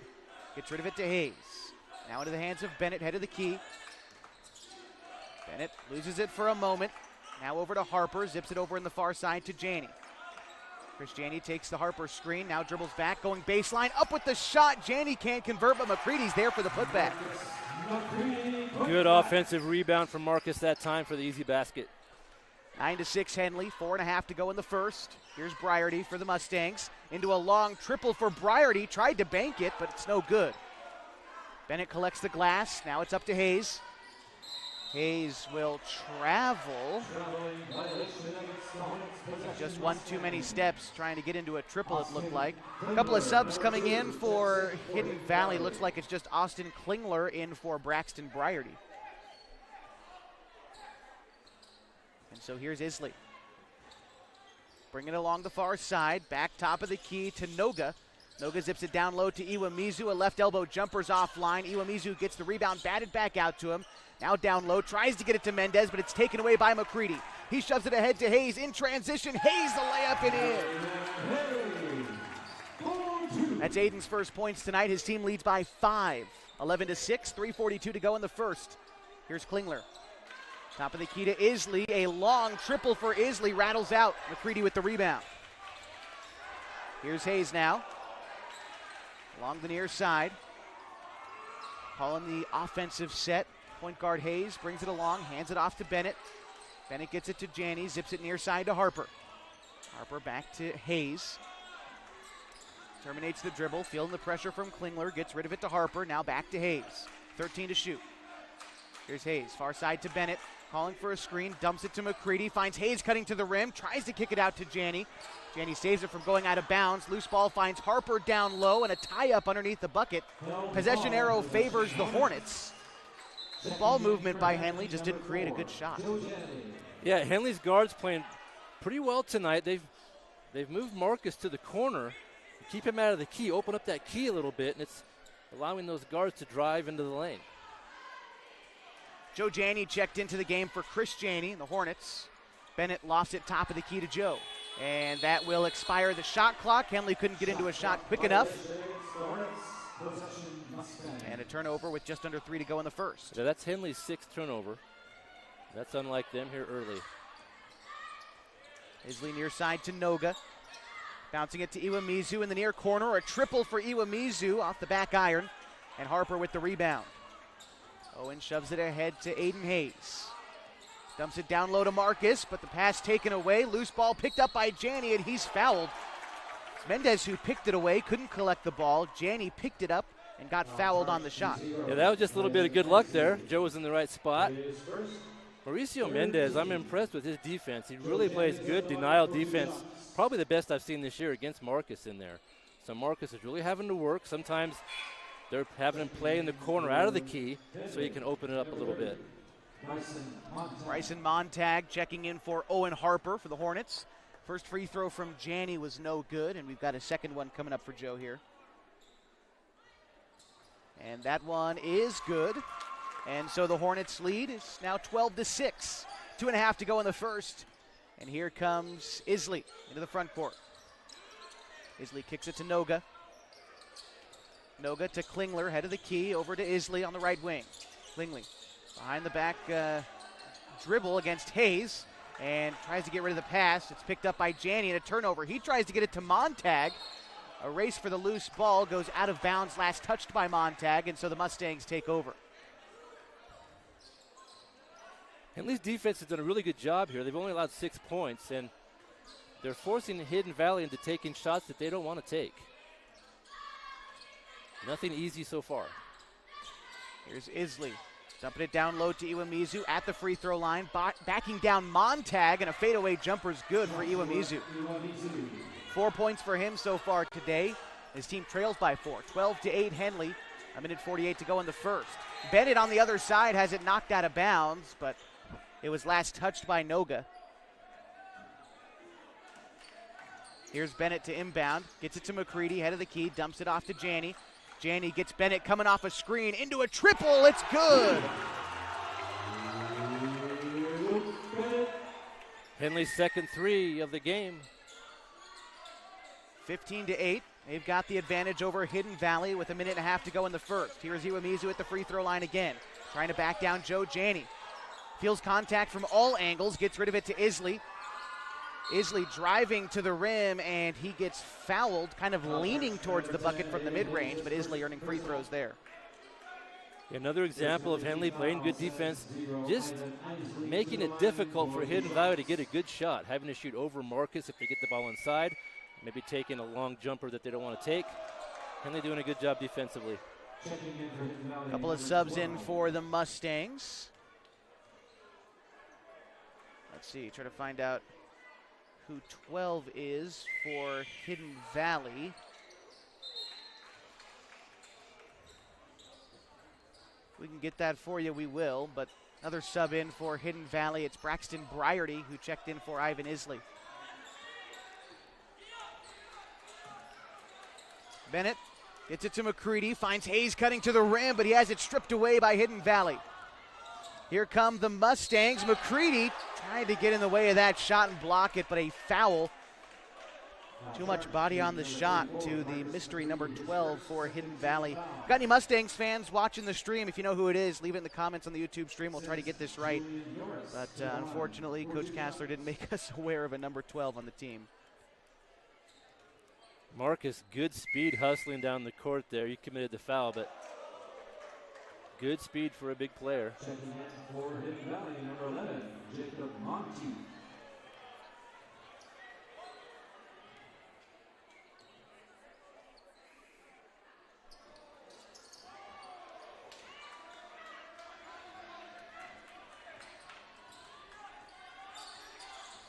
All right, here's Joe Janney, kicks it to Montag, dumps it off low to Marcus, close to the rim, so good from that range, and converts there on the bucket. Good quick passes from the Henley offense that time.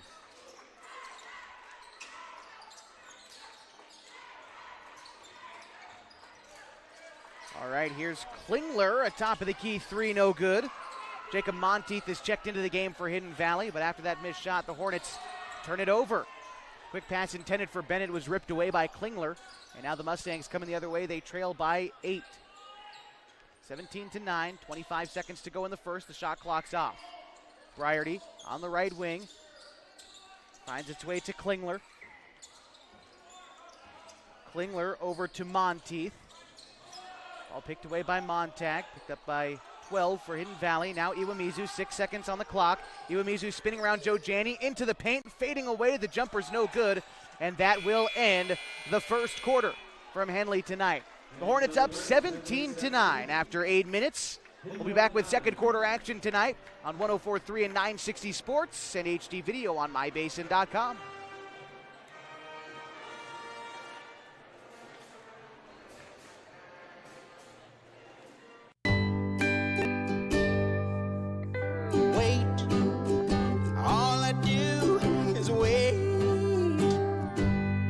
So lonely, I just sigh and moan. Seems like I've been waiting forever, wondering if you're coming home. I just saw your face, I know you're coming home. I swear there is no place. And then I heard your voice.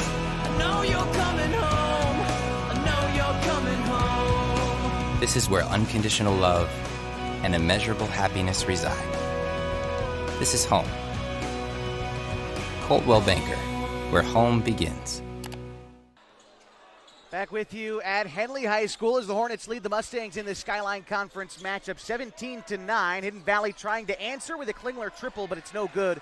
Here come the Mustangs. Hayes shoves it ahead to Harper onto the far wing. Top of the key to Chris Janney. Now back to Bennett. Bennett gets rid of it to Harper. Driving the left baseline, off the glass and in for Owen Harper. Having himself a good night so far. He's got 9 points. Here's Noga for Hidden Valley. Gets rid of it to Isley on the left wing. Isley dribbling up, gets rid of it to Iwamizu, dishes it to Noga. Noga ball high above his head. It's now going to find Mendez at the head of the key. Now to Iwamizu, into a triple for Iwamizu. Back iron no good. And Isley collects the rebound, zips it down low to Noga, gets the defender to jump, and a layup and in for Noga. Here's Janney now for the Hornets. Back to Hayes. Takes a Marcus screen. Now driving on the left baseline. The layup rolls around the cup and falls. Henley's guards continue to score. Very impressive. Here's Noga on the other side for Hidden Valley. Guarded by Bennett. Dishes it over to Klingler. Now to Isley. He takes a triple. Back iron no good, and McCready with the rebound. Now here's Hayes. Into the front court, calling the offense. Takes the McCready screen right. Now to Harper, top of the key. Quick throw to Bennett. Down low to Marcus, but he can't corral the pass. A takeaway by Isley. Trying to push the pace for Hidden Valley. Maybe pushed off, no call. Turns it over anyway, it looks like. No, last touched by Bennett. And the near official called that it was Hidden Valley ball. The far official said it's Henley. So now we're going to try to figure out who last touched it. It looked like it might have been tipped out by Bennett, and that's what they're settling with. It's going to be Mustangs ball.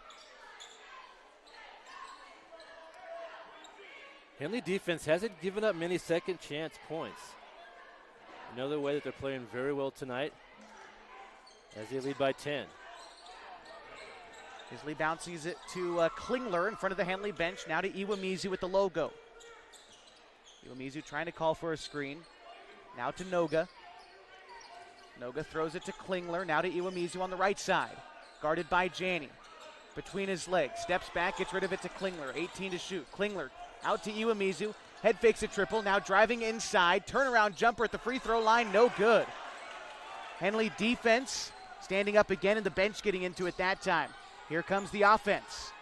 It's Hayes. Brings it around head of the key. Backs out to the logo. Hayes bounces it to Harper at the right elbow. Finds Janney coming off a high screen. Over to Bennett in the corner, tries to dump it down low to Marcus. A beautiful pass and a nice finish by Marcus down low gives him 6 points and a 23-11 Henley lead. 5.5 to go in the second. Mustangs try to respond quickly. Isley dumps it down low to Mendez. Ball rolls out to Coach Hammond, and Henley takes over. Henley challenging every pass defensively. They held Hidden Valley to 9 points in the first quarter. You hold them to 9 every quarter, you're going to win the game. So another good defensive effort so far from the Hornets. Here's Hayes crossing the timeline for Henley. Terminates the dribble well beyond the arc, gets rid of it to Janney on the near side. And Coach Hammond comes halfway out onto the floor to call time, but he gets it for him. 23-11, 5 minutes to go in the second. We'll step aside as well. This is Henley basketball on 104.3 and 960 Sports and HD video on mybasin.com. Introduce Smith Bates Marcom Solutions, your trusted partner in marketing and communication. We specialize in crafting compelling campaigns, eye-catching graphics, and impactful branding materials. Smith Bates is like working with dependable friends. They always help us build our professional image. Through the innovative strategies that the team at Smith Bates suggested, we've been able to give the brand at Calor the boost that it desperately needed. Unlock your potential with Smith Bates Marcom Solutions. We have a Special Olympics basketball game. Hornets leading 23-11 here in the second quarter, just about 5 minutes to go. Hornets got to be pleased with their game plan. They've stopped Hidden Valley on a number of defensive possessions, and it's been Coach Hammond and the rest of the bench over there for the Hornets that have gotten really fired up. They came ready to play tonight.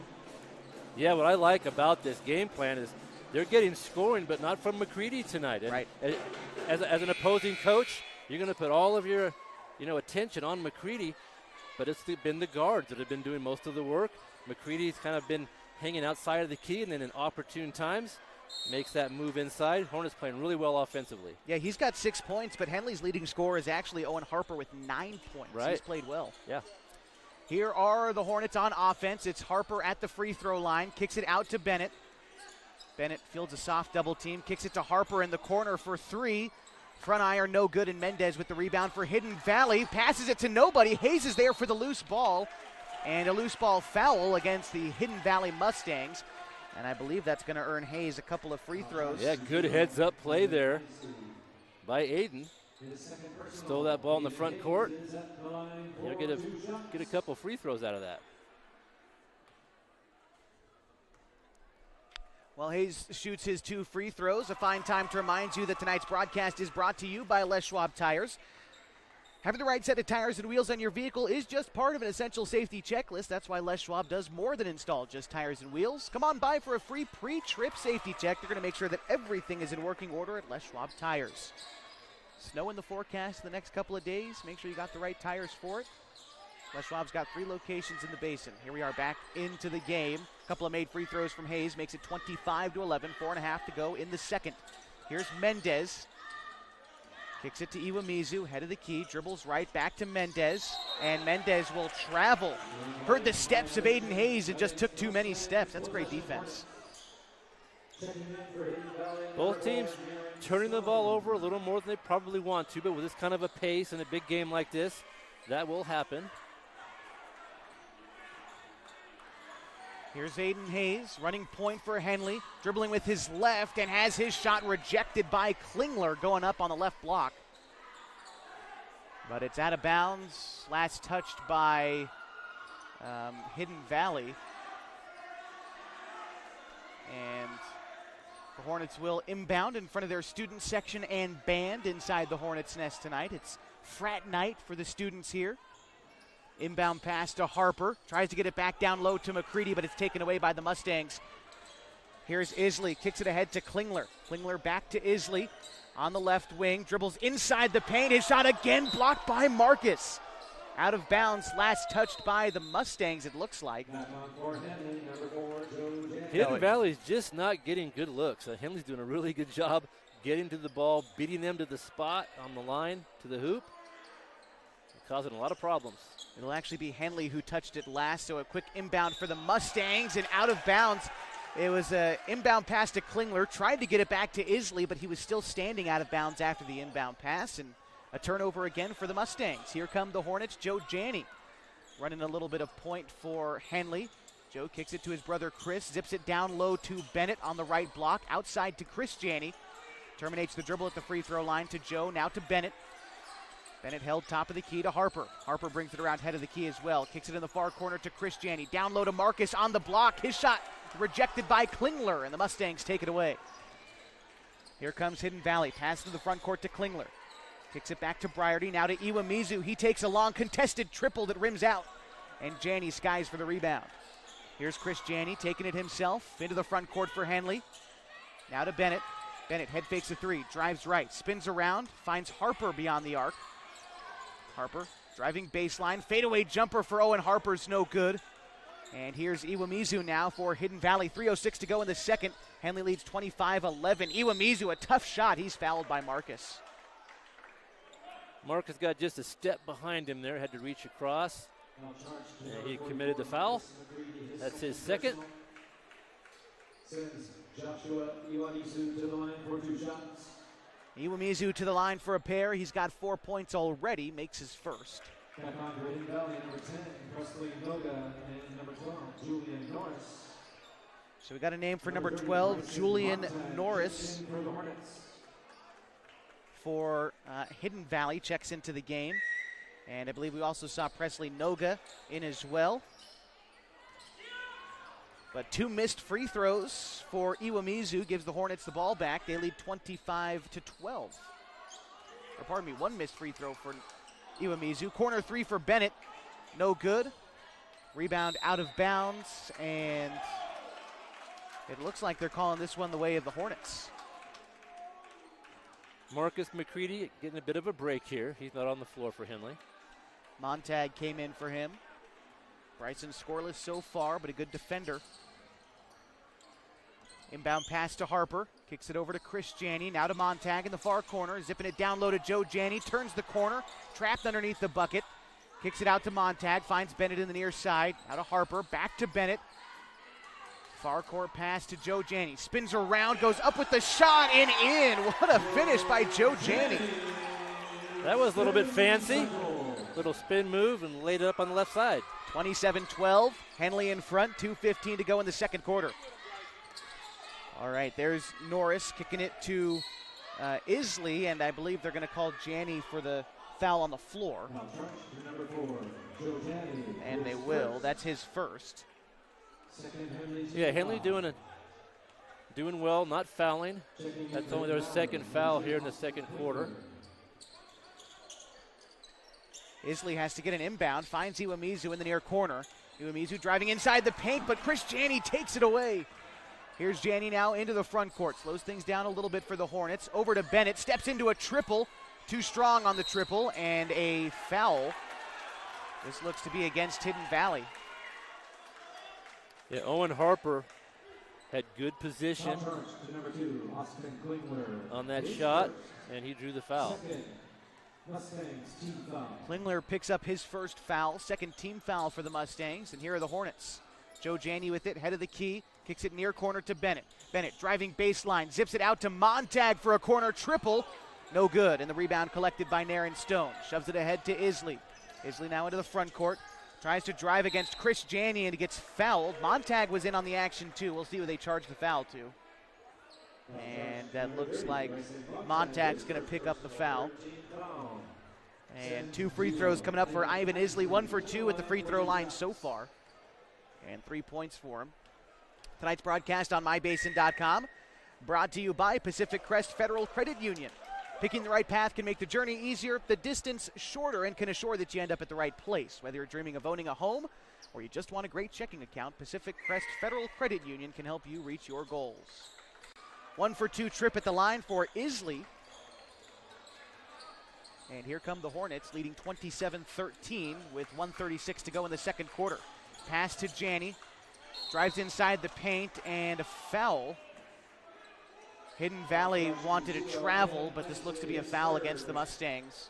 And the third foul collected by Isley. We're going to have Briarty check in and Isley head to the bench for the Mustangs. Checking in for Henley, number 10. And Aiden Hayes in for Bryson Montag. So the 5 on the floor for Henley. It's Janney and Janney. along with Hayes, Harper, and Bennett.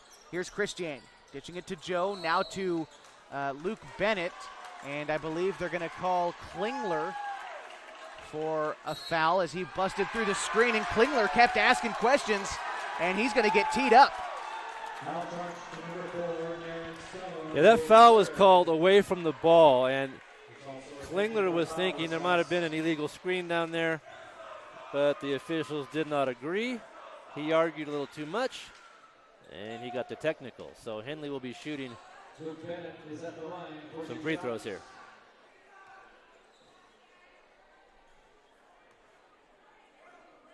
Bennett's first free throw is in. Yeah, you just can't come after an official like that. He was pretty aggressive.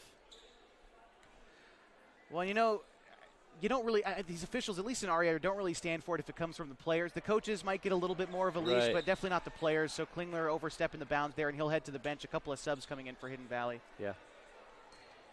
And they'll tell the captains when they meet before the game. They explain that pretty clearly. They don't want you giving them any trouble. They don't want you talking to the other team. Right. Pretty much just the coaches. Talk to the official, and you talk to your own team, and you can avoid the technical foul.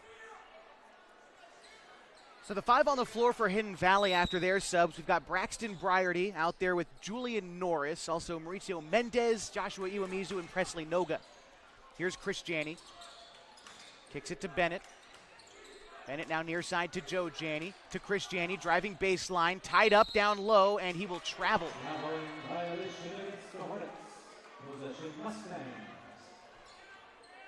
Chris Janney upset with the call, but we know what happens to players who are upset about the calls in this game so far, so he quits it quickly. Now here come the Mustangs. Mendez with it now on the right side. Bouncing it to Iwamizu, now to Briarty. Briarty against Aiden Hayes, gets rid of it to Norris. Now Iwamizu on the right wing. 18 to shoot for Hidden Valley. Now it's Mendez. And a whistle, and they're going to say Briarty got tied up with Janney down low. Foul against Briarty. Yeah, that foul was also away from the ball. So we're seeing a lot of aggression. It's a fast-paced game. It's physical out there. And the referees are trying to get a handle on things, and I tend to agree with that. Right, and Hidden Valley is getting a little bit frustrated, I think, because Henley's playing physical, legal defense. Yeah. Hidden Valley's just feeling the contact. They want to create some of that, but they're causing fouls. Here's Janney. Goes to the cup, too strong on the layup. The rebound, loose ball in the near corner, and Joe Janney will step out of bounds trying to save it. And the Mustangs take over with 39 seconds to go in the second, down 15. Hidden Valley only scored 4 points this quarter. They need to find a way to pick up the scoring. Henley's really dominating defensively. Here's Presley Noga on the left side. Noga gets rid of it to Mendez, shoves it over to Briarty. Briarty to Norris. A triple for Julian Norris, rattles in and out, then back in. That's their first three. Comes with 18 seconds to go in the first half.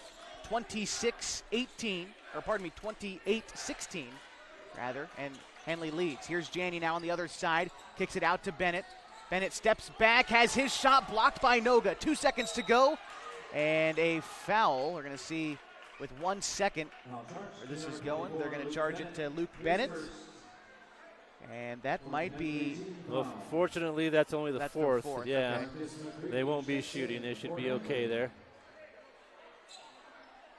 Bringing Marcus in for a little 1 second defense. He's going to guard the inbound right in front of the Hidden Valley bench. That's a good move. Briarty to Norris. Ball batted out of bounds, and that eliminates the opportunity for Hidden Valley to catch and shoot. 0.3 seconds on the clock. Rules stipulate you need at least 0.4. So we're going to see if Hidden Valley is able to get anything off. Mendez down low, close to the rim, but guarded closely by Marcus. See if they try to get Mendez to roll to the rim. No, it's going to be quickly to Noga. His shot no good, and we head to the locker rooms with Henley leading 28-16. We'll be back with some halftime stats, as well as a look around the state. We'll continue your coverage of Henley basketball next on 104.3 and 960 Sports and MyBasin.com. Wait, all I do is wait.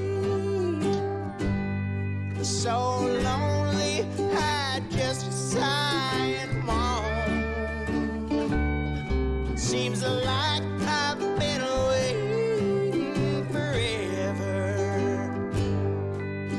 wondering if you're coming home. I just saw your face, I know you're coming home. I swear there is no place that feels as good as home. And then I heard your voice, I know you're coming home. I know you're coming home. This is where unconditional love and immeasurable happiness reside. This is home. Coldwell Banker, where home begins.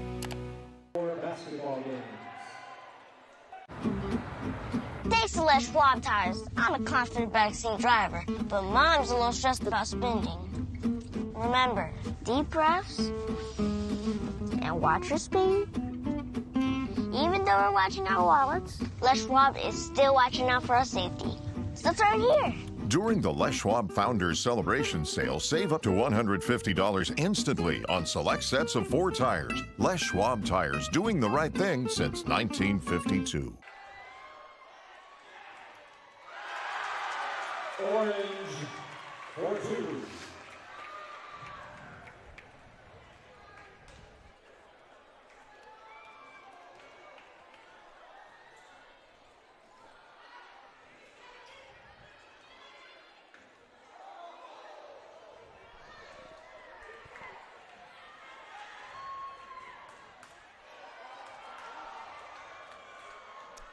And we're back at halftime for some Henley basketball. 28-16 the score right now.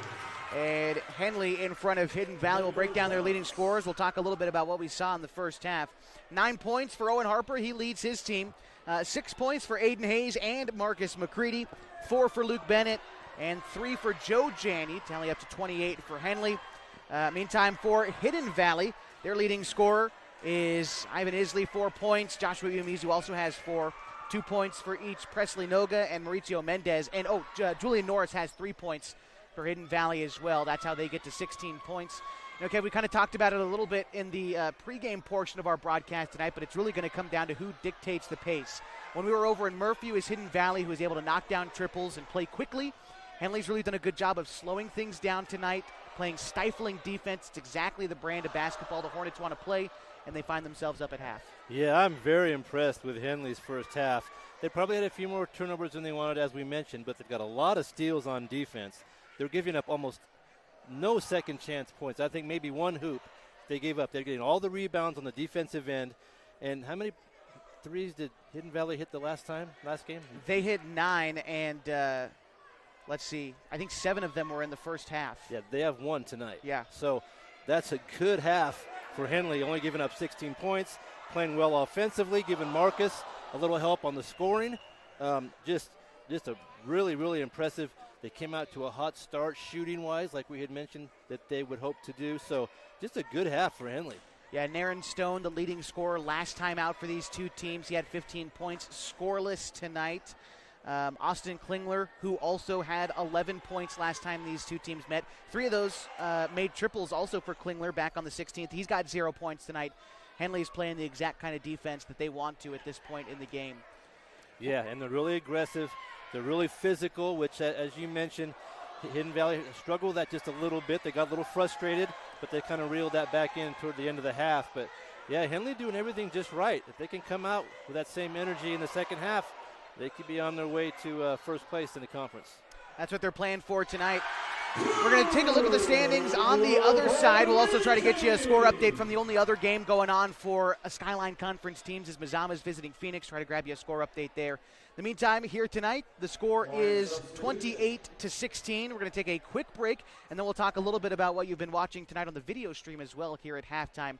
Details on that on the other side. It's Henley Basketball on 104.3 and 960 Sports and MyBasin.com. Wait, all I do is wait. So lonely, I just sigh and moan. Seems like I've been waiting forever, wondering if you're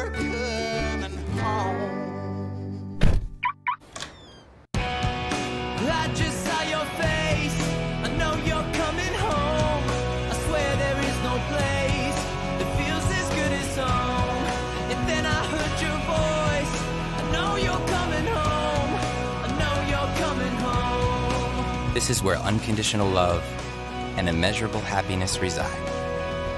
This is home. Coltwell Banker, where home begins.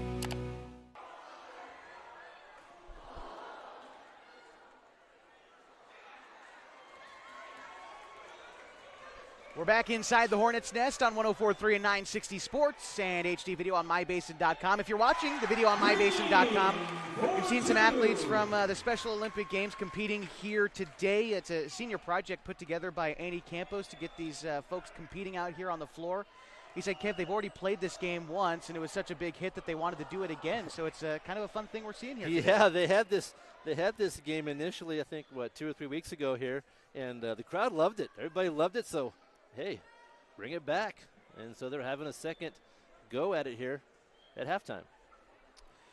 Right now at halftime, our score 28-16, trying to pull up a score of the other game going on in Skyline Conference action. It's the Phoenix Pirates and the Mazama Vikings. It looks like that game, the live stream for it might be down from Table Rock Sports, so unfortunately won't have a score update for you there.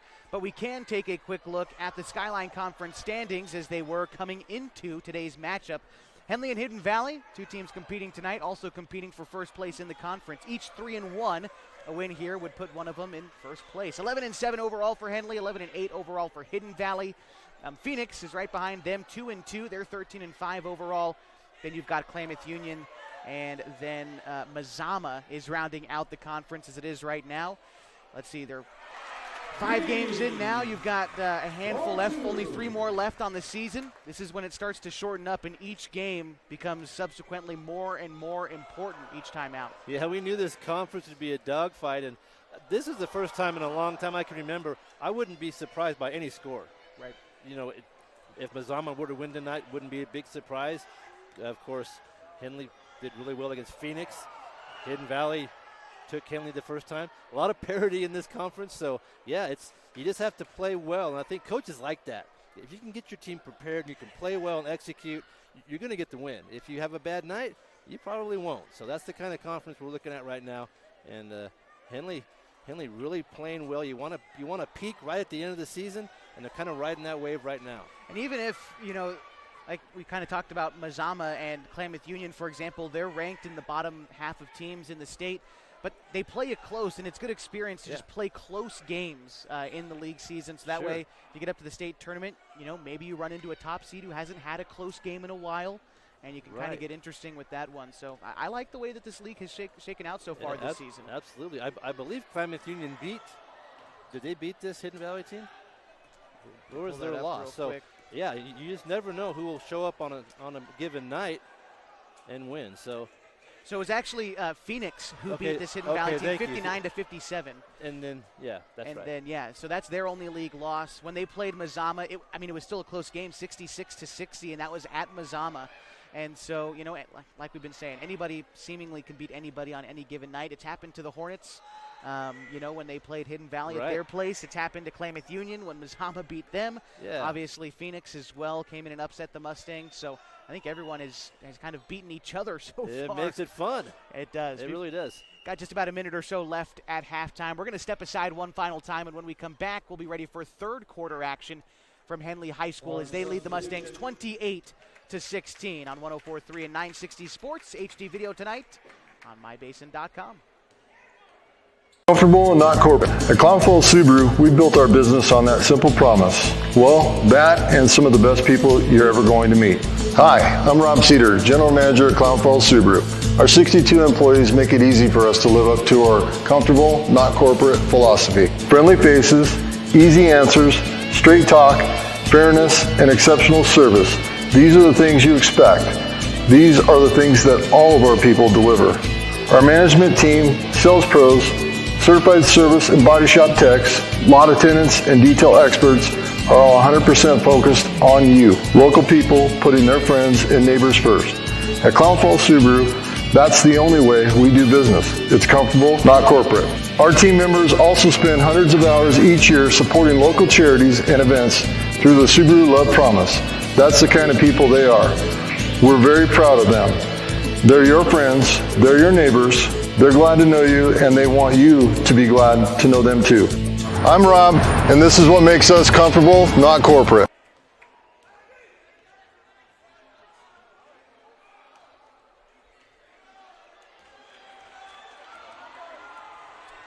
Back with you, still finishing up the halftime festivities here at Henley High School. Again, the Special Olympics athletes out here competing, playing a little ball. We've seen some nice shooting. The crowd's into it. That's fun. Yeah, definitely a crowd pleaser. Hidden Valley, their team's actually waiting to come on the court, and I was watching them watch. They were clapping and cheering along with everybody else, so everybody really got into the halftime.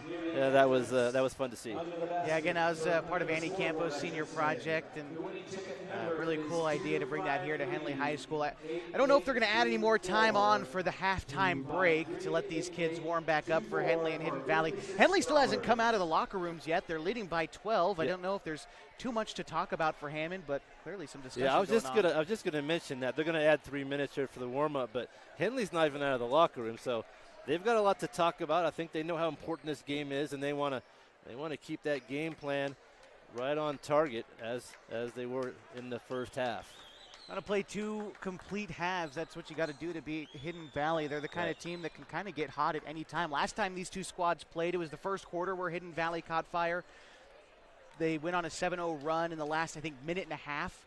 And then in the final 4 minutes of that game, Henley was within 4. A quick turnover from Henley and a 3 in transition allowed Hidden Valley to build that lead to 7 and then just kind of close the door from there. Ended up winning that game earlier last month by 9 points. And so just got to make sure you play 2 complete halves of basketball, and Henley hopefully coming away with the win. Right now they lead by 12. Yeah, teams that are good 3-point shooters, you know, that Hidden Valley only made 1 in the first half, but they could easily make 7 or 8 in the second. Right. Coach Hammond knows that, so I'm sure he told the kids, you want to have good closeouts on those shooters. If you get a hand in their face, give them a little pressure, your odds are going to go up. And Henley's done that so far, but you're right. Hidden Valley could hit a few threes, they could get hot, and they could close the gap here. So it'll be very interesting to see how Hidden Valley comes out, if they make any adjustments early in the third quarter. Yeah, Hidden Valley lost their leading scorer for the season back in December. They've kind of been putting together the pieces since then. They've looked pretty good doing it. They've got Ivan Isley, who stepped up this season, averaging just over 15 a game. Naren Stone is up over 10. And Joshua Iwamizu is their leading rebounder at just under 7 rebounds per game. So, I mean, they've got kids who can get it done, but just hoping that they can stay out in front here. I mean, and then for Henley, their leading scorer all season long has been McCready, just a shade under 24 points. After that, it's been a lot of kids in single digits, but Bennett up there near 10, 9.8 to be exact. And but as you kind of said, it's good that Marcus has had some help kind of in the scoring column tonight. Yeah. That's been what Henley has really relied on through most of the preseason, was 24, 25, 30 for Marcus, and kind of figure out the rest, but the guard play has been very good tonight. Yeah, definitely. And in the previous game at Phoenix, the guards had a very good night there too. Yeah. So that's going to be important as we get closer to March and the playoffs. The more perimeter scoring Henley can get, it's just going to be better for them. Still got a couple of seconds left before third quarter action. You bring up the playoffs. Just an idea of how that structure breaks down for the folks listening who don't know. 6 conferences at the 4A classification in Oregon. Each of the conference champions earn an automatic bid into the 16-team playoff. Then you've got 2 at-large bids that are picked from the highest ranked based off the computer rankings from the OSAA. They get an automatic bid. And then 8 teams they have to play in to the playoffs. And the way the Skyline Conference is looking so far, it doesn't look like one of those teams is going to get the automatic bid, the second kind of automatic bid from the conference. So it's going to be a lot of play-ins. The conference champion this year, maybe more than most, is huge for these teams. Yeah, very important. That's why tonight's game is so important, and both coaches know that. 5 on the floor for Henley as we come out of the break. It's Aiden Hayes, Owen Harper, Marcus McCready, Luke Bennett, and Chris Janney. For the Mustangs, Naren Stone, Ivan Isley, Joshua Iwamizu, Austin Klingler, and Braxton Briarty. It'll be the Hornets who start with the ball in their home white uniforms against the Mustangs in orange. Henley goes from right to left. Here's Aiden Hayes now into the front court. Kicks it over to Bennett. Bennett shoves it over to Hayes. Hayes bounces it down low to Harper. Harper fielding a little bit of a double team, but the Mustangs relent. Now it's McCready in the paint, up with the shot, high off the glass. McCready too strong, and Iwamizu pulls down the rebound. Here come the Mustangs in transition, trying to hurry up the shot. Iwamizu leaves it short. Now here come the Hornets. It's Hayes into the front court. Hayes lofts it far side to Chris Janney. Chris Janney brings it around, gets it to Harper. Harper head of the key over to Janney now on the right wing. Janney back to Hayes, dumps it down low to Marcus. 3 Mustangs come to him. Now he gets it out to Harper, 15 to shoot. Hayes now on the right block, kicks it out to Owen. Now to Bennett, tries to cut to the rim, but a turnover for Henley as Iwamizu picks it up. Now here's Isley dribbling to the cup. His shot, no good, wide left. Now it's Janney who picked up the rebound. He brings it into the front court for Henley. Shoves it ahead to Harper. Back out to Bennett. Isley rips it away in a turnover. Here's Klingler now for Hidden Valley. Shoves it ahead to Isley. Isley behind the back dribble. Spins around. Kicks it outside to Stone. Now Iwamizu. Hidden Valley trying to slow things down a little bit. Iwamizu driving straight at McCready and gets fouled. Henley playing man-to-man here to start the third quarter. And Mauricio Mendez not on the floor for Hidden Valley. I thought he did a good job against Marcus defensively in the first half. But Hidden Valley going maybe with a little quicker lineup, trying to change it up a little bit. And Marcus picks up his third foul. Iwamizu's first free throw, no good. Yeah, I think you're right that Hidden Valley's just trying to maybe get a couple more shooters on the floor. I see Stone in the lineup as well. Yeah. He got into a little bit of foul trouble. I think he picked up 3 in that first half, so something to keep track of as Iwamizu nails his second free throw. Gives him 5 points on the night. Here's Hayes. Driving inside, gets to the rim, layup high off the glass, no good. Klingler with the rebound. Klingler shoves it ahead to Isley, picked up by Janney. Isley driving inside the paint, now against Marcus, kicks it outside to Stone, now to Klingler, left alone for a long triple, back iron, no good, and McCready with the rebound. Has the picked away by Isley, loose ball, picked up by Marcus. Henley saving a possession there. Here comes Chris Janney. Finds Hayes cutting to the rim, and Hayes going to come in with the offensive charge. A little bit too hot against Braxton Briarty.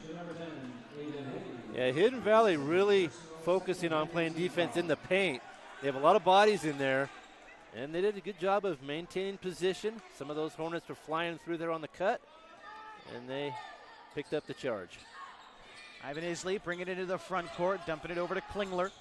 Klingler now to Stone, kicks it quickly to Briarty on the far side. Briarty bouncing it down low to Iwamizu. Quick touch pass out to Isley for 3, no good. McCready with the rebound. Marcus shoves it ahead to Hayes. Kicks it back to Harper. Ball goes out of bounds, last touched by Harper. And so the Mustangs take it. Hidden Valley playing good defense here, first few minutes. Isley racing up the floor, gets it to Briarty on the far side. Briarty to Iwamizu, head fakes a jumper, drives inside the paint, kicks it outside to Stone for 3, rolls out. Janney with the rebound.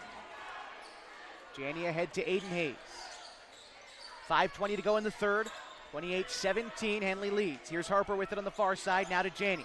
Janney dumps it down low to Marcus. Clean look at the rim is in for Marcus, and a whistle.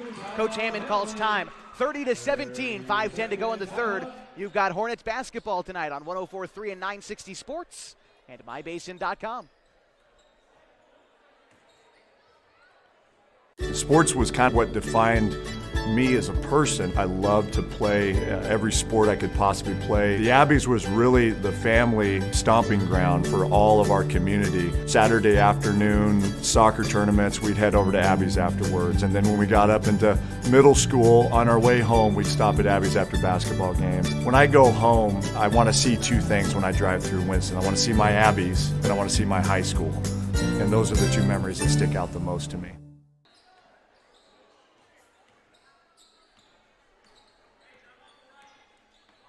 Back into the action, and Henley leads 30-17. 5 to go in the third, and the Mustangs have the ball. Isley dumps it down to Iwamizu, steps out beyond the arc for a triple, no good.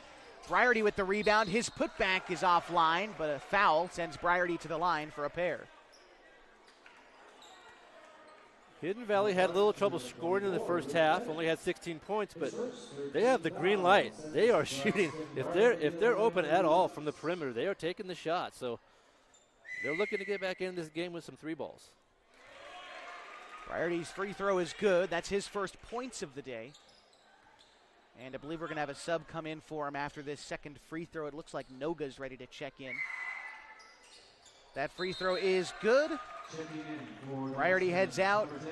Noga checks in, and a score of 30-19. Henley still in front, 4:55 to go in the third quarter. Here's Aiden Hayes.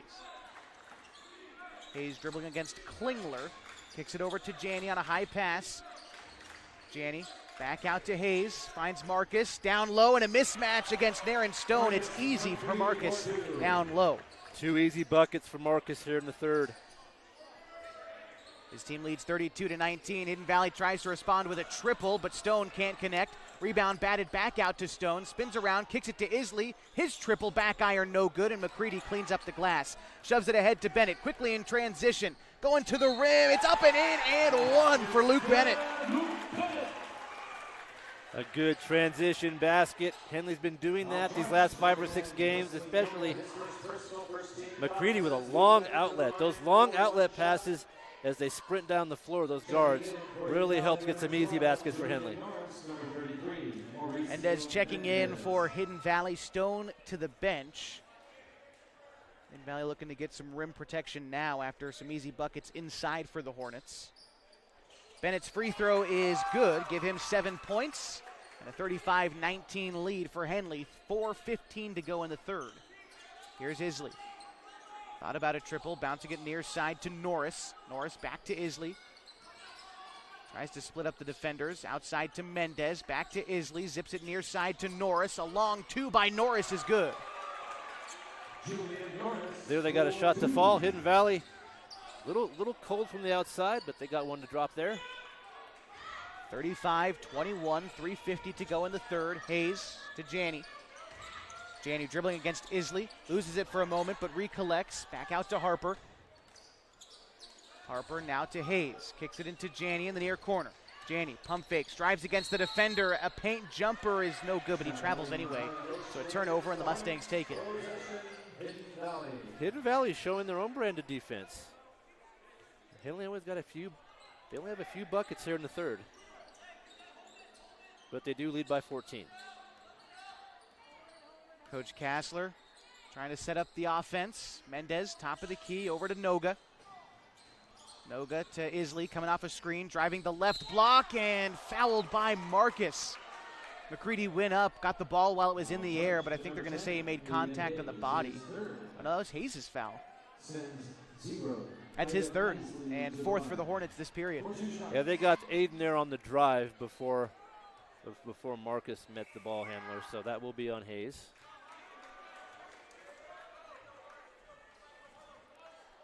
And Henley with 4 fouls here in the quarter, so Hidden Valley shooting the bonus for the last 3:16. Couple of made free throws by Isley makes the score 35-23. Hornets Hayes driving inside, tries to kick it out to Janney. Isley tips it out of bounds, and the Hornets keep it with 3:10 to go in the third. And a 12-point game. Bennett to inbound. To Marcus, head of the key. Now to Janney. Janney to Bennett on the far side. Bennett driving against the defender. Mid-range jump shot, back iron, no good. And it's Iwamizu with the rebound. Brings it up for Hidden Valley. Now to Isley. Isley driving on the elbow. Loses it. It's picked up by Hayes. Hayes trying to race to the rim. His layup is offline, but a foul. Aiden Hayes showing us why he's one of the best track and field athletes in the state. Racing up the floor, beats the defenders, and gets fouled. Henley doing this quarter kind of what we've seen them do. Get some transition baskets, then they go to Marcus down low. He gets a few of those. And Hidden Valley just hasn't been able to cut into this lead. Made free throw good by Hayes, and he's got a second one coming up. He's already got 7 points tonight. Make it 8. 37-23, Henley leads, 2:45 to go in the third. Here's Isley dribbling along the right side, up against Harper, switches to his left, kicks it outside to Norris, now to Iwamizu, top of the key. Kicks it back to Isley. Dumps it off to Iwamizu, now to Mendez on the left wing, well beyond the arc. Gets it to Norris coming off a screen. Bouncing it down low to Iwamizu against Gianni. Spins to his right on the right block. Trapped by the defender and a foul. Chris Gianni upset. He's going to be charged with that one. Iwamizu seems to be the focus of their offense in this third quarter. They may have talked about this at halftime. They're really trying to work the ball inside to him, and he's getting a majority of their shots. He's tall and he can shoot it, so he's kind of dangerous from all three levels for Hidden Valley. He just hasn't been able to create his own looks as effectively tonight. That's credit to the Hornets defense. Yeah. Free throw good there by Iwamizu. Again, the Mustangs are shooting the bonus the rest of the way. 2:20 to go in the third. 37-24, pending another free throw from Iwamizu. And that one's good. 37-25. Back down to a 12-point game. Henley leads. 2:15 to go in the third. Here's Hayes at the free throw line. Loses it for a moment, but recollects. Back to Gianni. Gianni shoves it to Harper in the near corner. Harper dribbling it back around top of the key. Gets it to Gianni. And a little bit too much on that pass from Harper. Goes out of bounds, and the Mustangs take it. Hanley needs to take care of the ball a little bit better. If you're Hidden Valley, you're thinking the way this game is going in the pace, if they could get this down to 8 by the end of the quarter, I think that'd be a manageable situation for them. So we'll see how this turns out. Isley bringing it up, dribbles it into the near corner. Calls for a screen, denies it, blows past Montag for the layup. 10-point game, 37-27, a minute 40 to go in the third. Pass goes down low to McCready, and an easy layup for Marcus close to the rim. Good entry pass from Montag. 6 points for McCready this quarter, 12 for the game. His team leads by 12. Here's Iwamizu, kicks it to Klingler. Klingler to Isley, dribbling inside the paint in a reach-in against Bennett. And that will send Isley to the line for 2. Yeah, the foul's starting to add up now for the Hornets. The Mustangs have had a lot of chances here at the line. And they can cut the lead to 10 here with a couple makes. Isley is 4 for 6 at the line so far, and another miss there makes him 4 for 7. Naren Stone into the game for Mendez.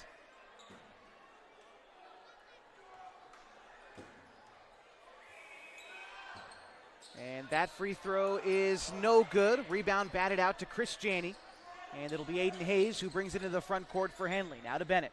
Bennett finds McCready, backing down in the paint. 4 Mustangs hassling McCready close to the cup, and he's finally fouled. Don't know if it was on the shot. And I think they're going to say it was on the floor. That's Isley's 4th foul, and it looks like Briarty's going to get ready to check in for him. And we mentioned this has been a physical game. A lot of fouls away from the ball. So as we get into this 4th quarter, fouls may become a factor here. Inbound pass lofted to Marcus at the free throw line. He kicks it out to Gianni beyond the arc. Now to Bennett on the right wing. Bennett over to Hayes in front of the Henley bench. Gets it to Montag. Montag, quick dribble, terminates it. Down to Hayes inside, and Hayes is fouled on the mid-range shot. And so Aiden going to the line for 2. Yeah, nobody wants to give up an easy basket here tonight. I have a feeling the rest of the game is going to be like that. If you're going to score, you're going to be contested just about every time. Hayes at the free throw line so far tonight is perfect. Now after that, make 5 of 5 at the penalty stripe. Pushes the lead to 13. Owen Harper checking in for Bryson Montag for the Hornets.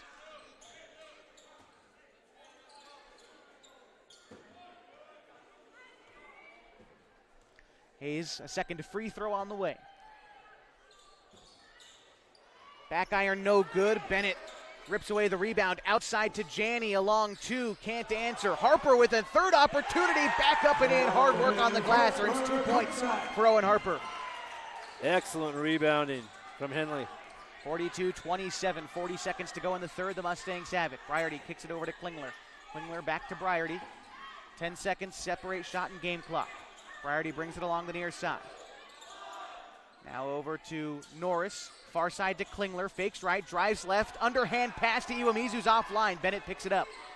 Now it's to Hayes. Into the front court. Shot clock is off. 20 seconds to go in the third, and Coach Hammond trying to slow his team down. Hayes won't have it. Kicks it out to Harper. Now to Janney. Over to Bennett. 12 seconds now. Back to Harper. Here's Hayes. Hayes to Bennett. 4 seconds now. Bennett is going to be fouled by Norris. And that will put Luke Bennett at the line with 1.7 seconds to go in the third. Yeah, that's a shooting foul. That's tough to take if you're Hidden Valley right there. The clock runs all the way down inside of 2 seconds, and then you bail them out with a foul. First free throw good there from Bennett, 43-27. After that make, puts Bennett at 3 for 4 from the line tonight. One more on the way. It's good. And subs coming in. Bennett out, Joe Janney in for the Hornets.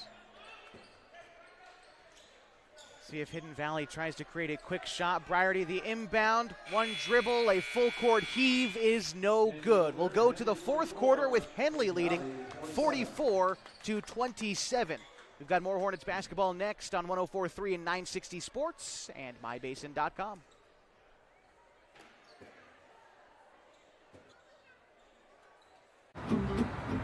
Thanks to Les Schwab Tires. I'm a confident backseat driver, but Mom's a little stressed about spending. Remember, deep breaths and watch your speed. Even though we're watching our wallets, Les Schwab is still watching out for our safety. So turn here. During the Les Schwab Founders Celebration Sale, save up to $150 instantly on select sets of 4 tires. Les Schwab Tires, doing the right thing since 1952.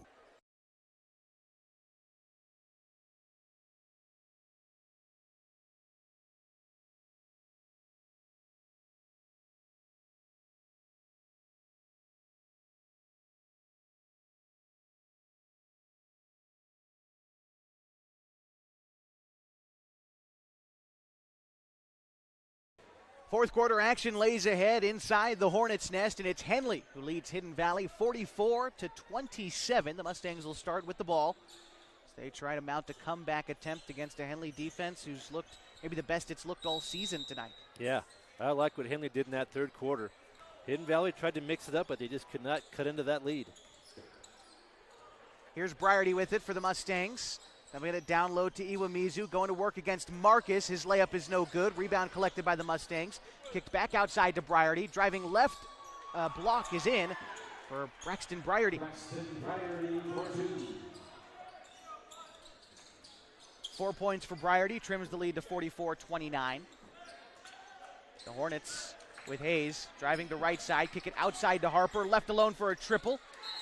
Owen can't connect. The ball goes out of bounds on the rebound over the backboard, and the Mustangs take it. He had a good look at that three. Just got a funny bounce. Here's Isley taking a screen, kicking it to Briarty, top of the key. Finds Iwamizu, turnaround jumper, front iron no good. The rebound up and in by Naren Stone. Stone was good position there. Back down to a 13-point game, 44-31. Henley leads, 7 minutes to go in the final quarter. Hayes over to Joe Janney, dumps it down low to Marcus, off the glass and in. Marcus and the foul. Henley doing really, really well at taking what Hidden Valley gives them. When Mendez is on the bench, they focus on Marcus and go inside. And when he's in there, the guards have been playing very well. Marcus's free throw is no good. The rebound batted back out to him. Tries to drive inside and a charge against Marcus. That's his fourth foul. Yeah, he's got 4 as well now. So fouls will come into play here. Brady's going to check out for the meantime. Bryson Montag checks in. 15-point game. Here's Isley. Tries to find Klingler. Instead dips it down to Stone. Batted out of bounds by the Hornets. So the Mustangs hold on to it. They'll inbound in front of the student section tonight at Henley. We'll see if their strategy changes with Marcus out of the game. Klingler to Isley. Right elbow jumper for Isley. Nothing but net for him. And 46-33, 6.5 to go in the fourth. Here's Hayes. Kicks it to Montag, hands it to Bennett. Bennett dribbling against Briarty. Spins around, terminates the dribble, kicks it out to Joe Janney. Now it's Hayes with it to Montag. Kicks it near side to Bennett. Bennett, cross-court pass to Janney, inside the paint, outside to Bennett. Bennett takes a screen, free throw line jumper contested, wide left. And a foul by Aiden Hayes trying to collect the loose ball after the rebound. And that'll give the Mustangs possession with 6:07 to go in the fourth. 46-33. Henley leads. That's Hayes' fourth foul, so he'll go to the bench for the meantime. And Chris Janney checks in. And they're trying to find out if that was 5 or 4 for Aiden. Yeah, Henley with some key players in foul trouble. There's still 6 minutes to play. So this group on the floor will have to play good defense without McCready and Hayes in the lineup.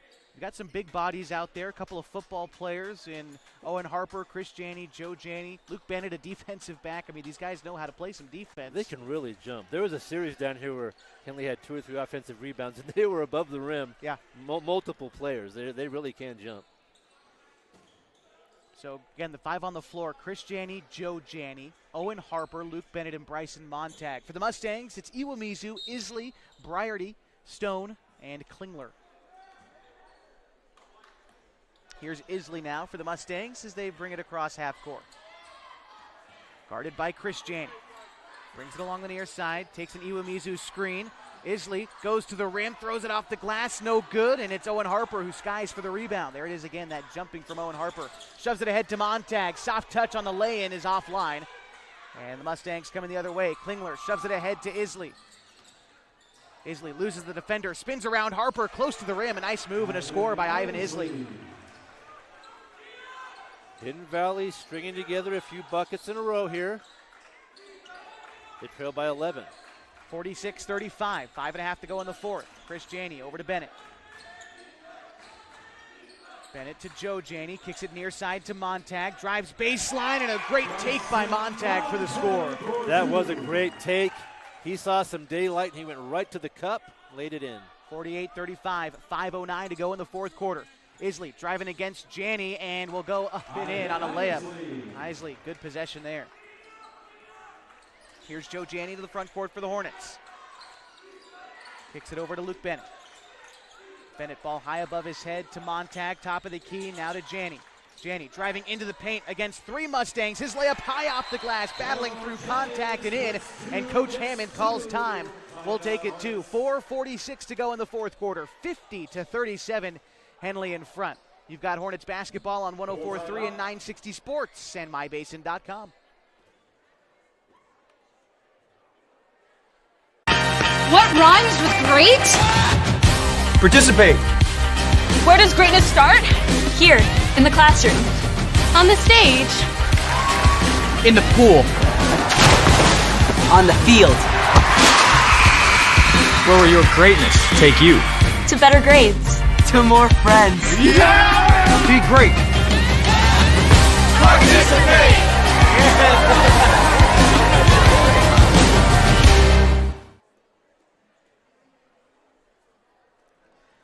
50-37, Henley in front of the Hidden Valley Mustangs tonight in a home game, a Skyline Conference game. Winner here gets first place in the Skyline Conference with 3 games to go. It's a momentum shifting type of game, and right now the Hornets in front by 13. Yeah, what Henley wants to do here, they got a big enough lead. You just don't want to have a scoring drought. Right. You just want to keep, as long as you keep scoring, you're probably going to win the game. And those last 2 plays by Joe Janney and Bryson Montag, just great drives to the basket, aggressive. They find a little daylight, they go all the way, and that broke up that little Hidden Valley run. So Henley can just keep scoring a little bit. They'll be in good shape.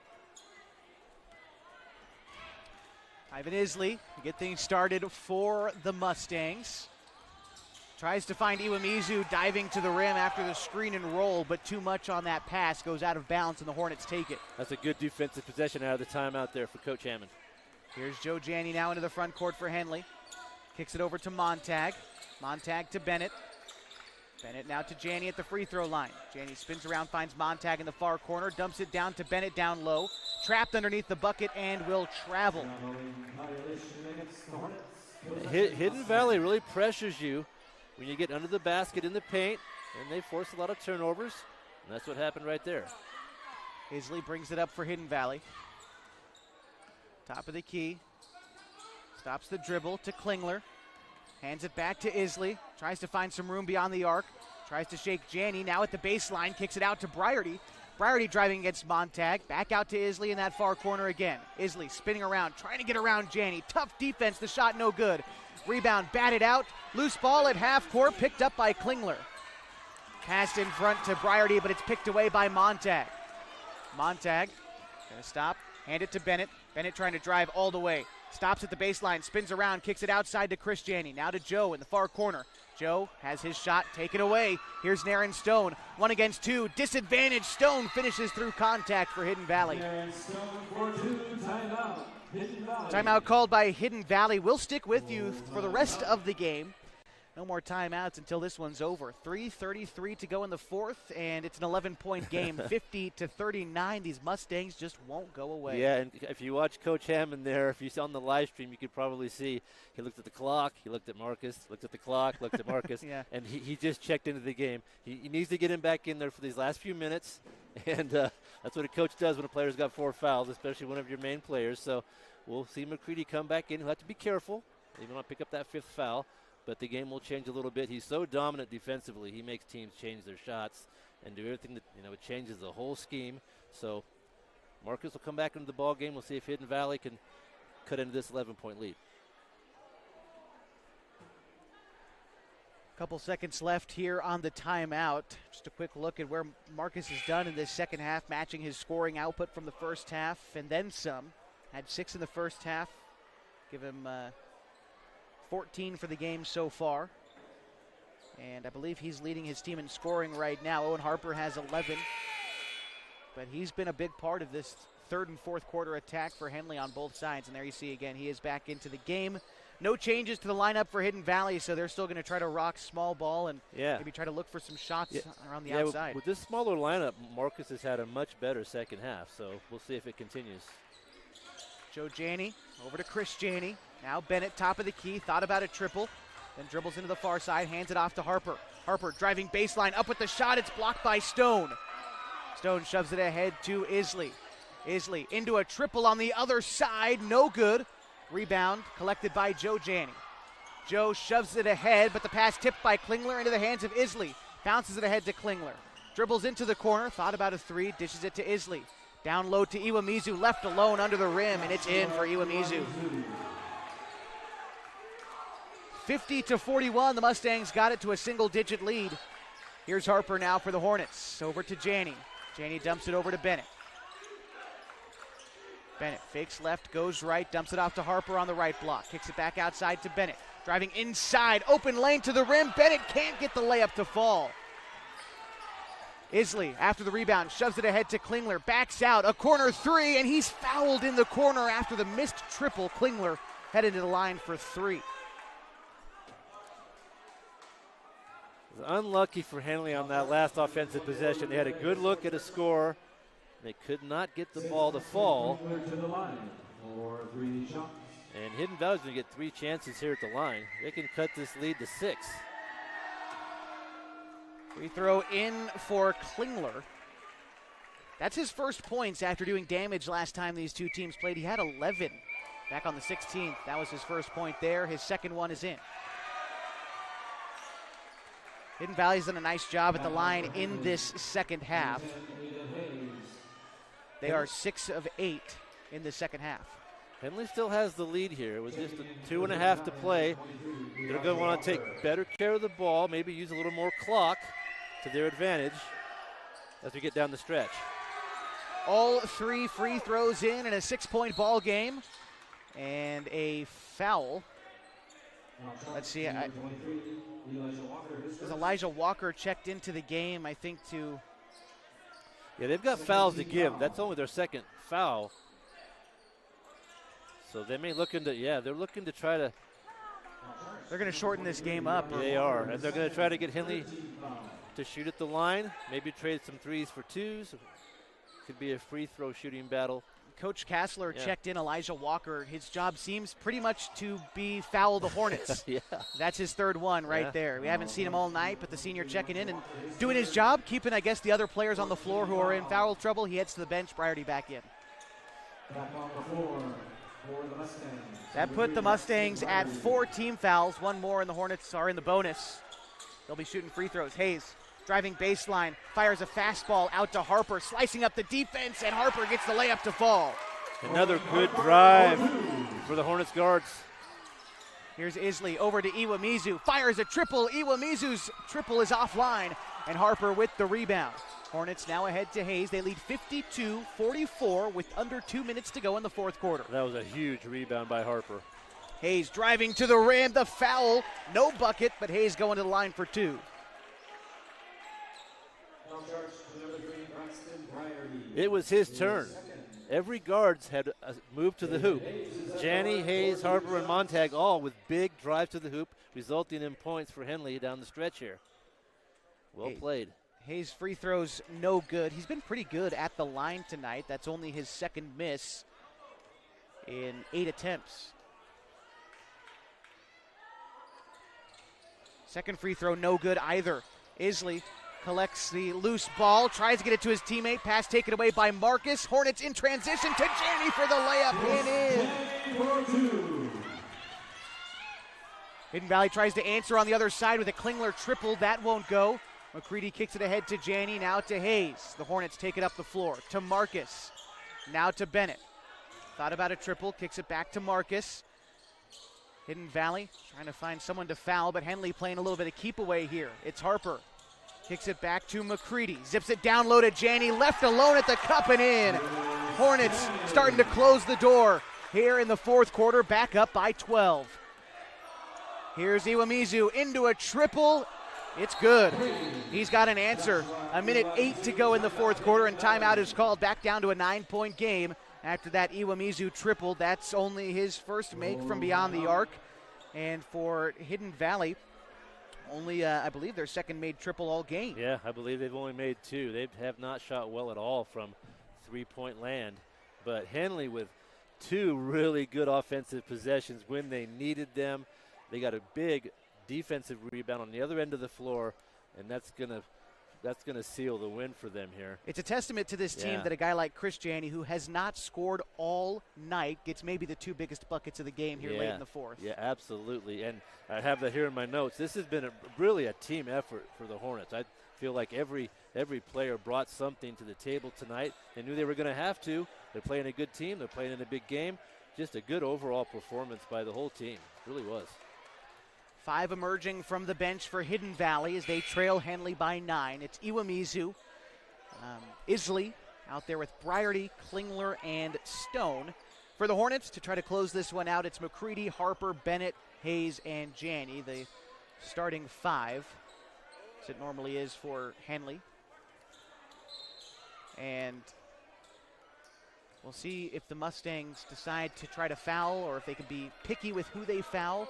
Henley's done a pretty good job at the free throw line tonight. They try to get it out of Hayes' hands. Hayes gets fallen on by Briarty. Mustangs take it. Here's Isley into a triple. Isley leaves his triple short. Stone with the rebound, back up and in.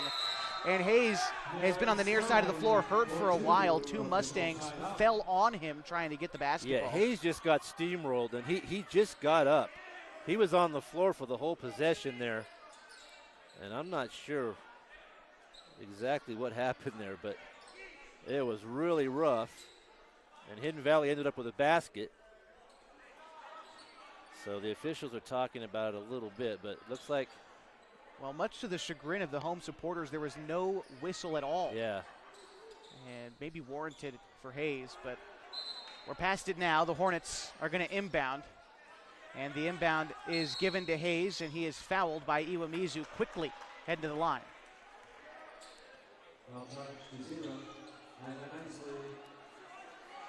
Henley now needing to shoot well from the free throw line. This is great. This is a great situation. The game's down the stretch of the season here in the conference play and into state tournament. You want to be good in the last minute. And we're going to see a lot of this. We're going to see some free throws. Isley has fouled out. I'm curious why they charged that foul to him and not Iwamizu. I thought it was Iwamizu who made the contact, but I think that's what Coach Kassler is trying to say, that it wasn't him. Yeah. And yeah, it's been a little chaotic this last 30 seconds or so of game time. Well, Iwamizu gets away with one, maybe their most dangerous shooter, and so he's still in the game. It's up to Hayes to make a couple of free throws here. Can't make his first. That's 4 consecutive misses at the line for Aiden Hayes.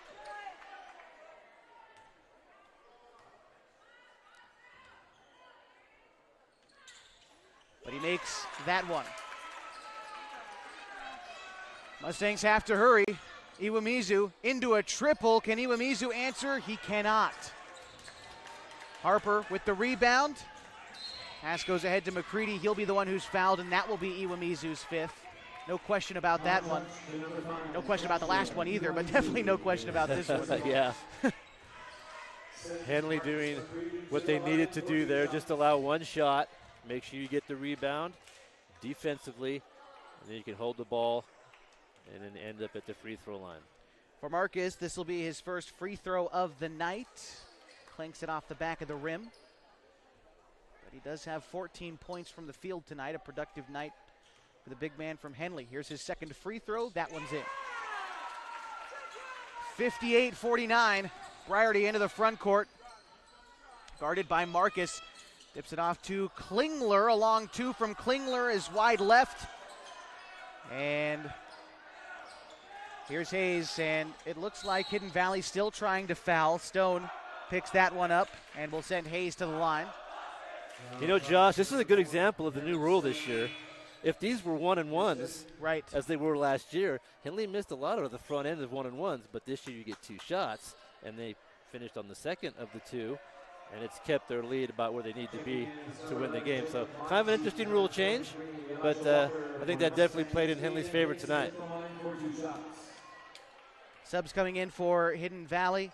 A couple of kids fouling out. Jacob Monteith and Elijah Walker in as Hayes sinks his free throw back up to a 10-point game.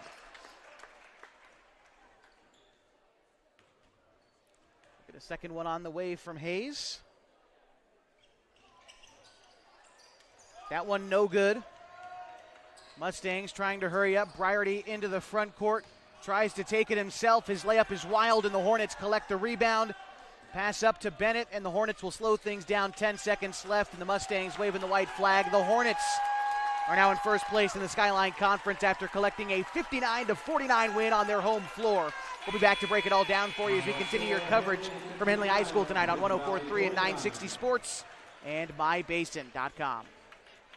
Comfortable and not corporate. At Clown Falls Subaru, we built our business on that simple promise. Well, that and some of the best people you're ever going to meet. Hi, I'm Rob Cedar, General Manager at Clown Falls Subaru. Our 62 employees make it easy for us to live up to our comfortable, not corporate philosophy. Friendly faces, easy answers, straight talk, fairness, and exceptional service.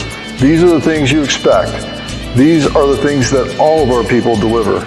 Our management team, sales pros, certified service and body shop techs, lot attendants, and detail experts are all 100% focused on you. Local people putting their friends and neighbors first. At Clown Falls Subaru, that's the only way we do business. It's comfortable, not corporate.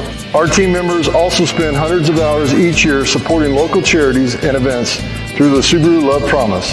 That's the kind of people they are. We're very proud of them. They're your friends, they're your neighbors, they're glad to know you, and they want you to be glad to know them too. I'm Rob, and this is what makes us comfortable, not corporate.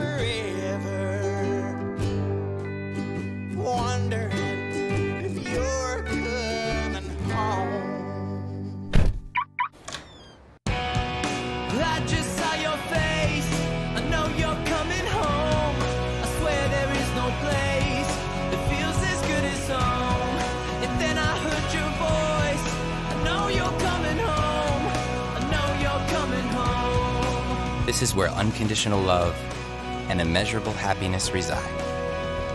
This is home. Coldwell Banker, where home begins. Gotcha. Thank you.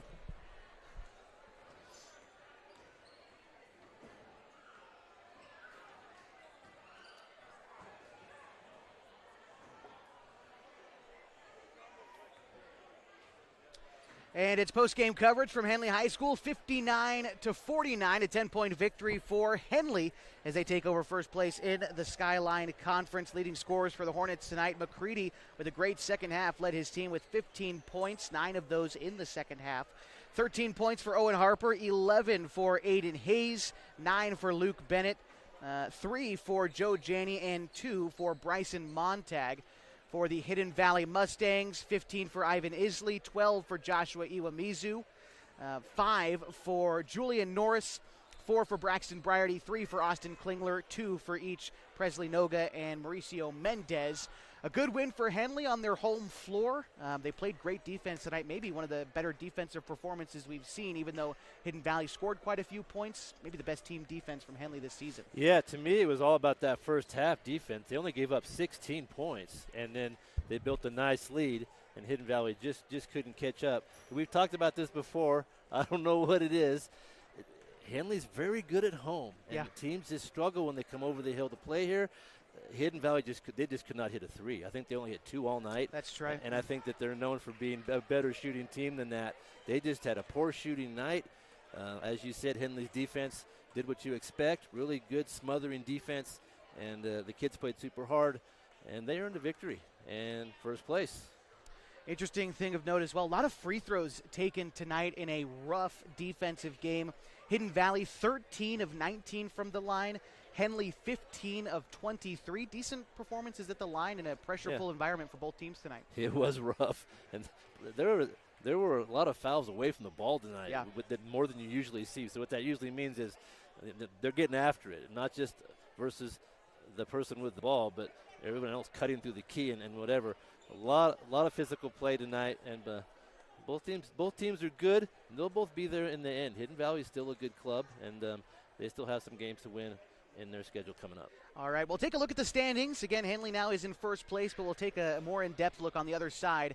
Right now, wrapping up a 59-49 win for the Hornets. We'll be back on mybasin.com and 104.3 and 960 Sports. Threads. There are many threads that run through our region. There are churches and schools and Little League teams that bring us together and bind us into communities. There are roads and cars. There are houses and jobs and businesses, all woven together to make the fabric of our communities. There are financial threads that are part of that tapestry as well. For over 80 years, it's been our pleasure to be headquartered here, providing financial services to generations of our friends and neighbors. From that first savings account, to retirement planning, and all of the cars and houses and groceries in between, we keep your money local, investing it back into our communities, adding more threads to the fabric to make our communities stronger. Pacific Crest Federal Credit Union. Find your path. Very cool, huh? We're back at Henley High School, 59-49, the final. The Hornets taking care of business against the Hidden Valley Mustangs on their own floor.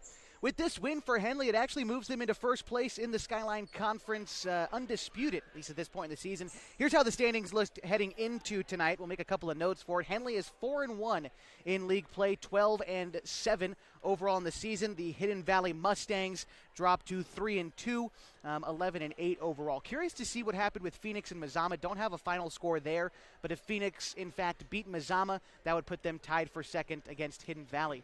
Klamath Union is 1-3, as we know right now. Mazama is also 1-3. Again, don't quite have a final of what happened in Phoenix, but we'll check out osaa.org or mybasin.com tomorrow morning when we post our prep roundup. We'll find out the final score there.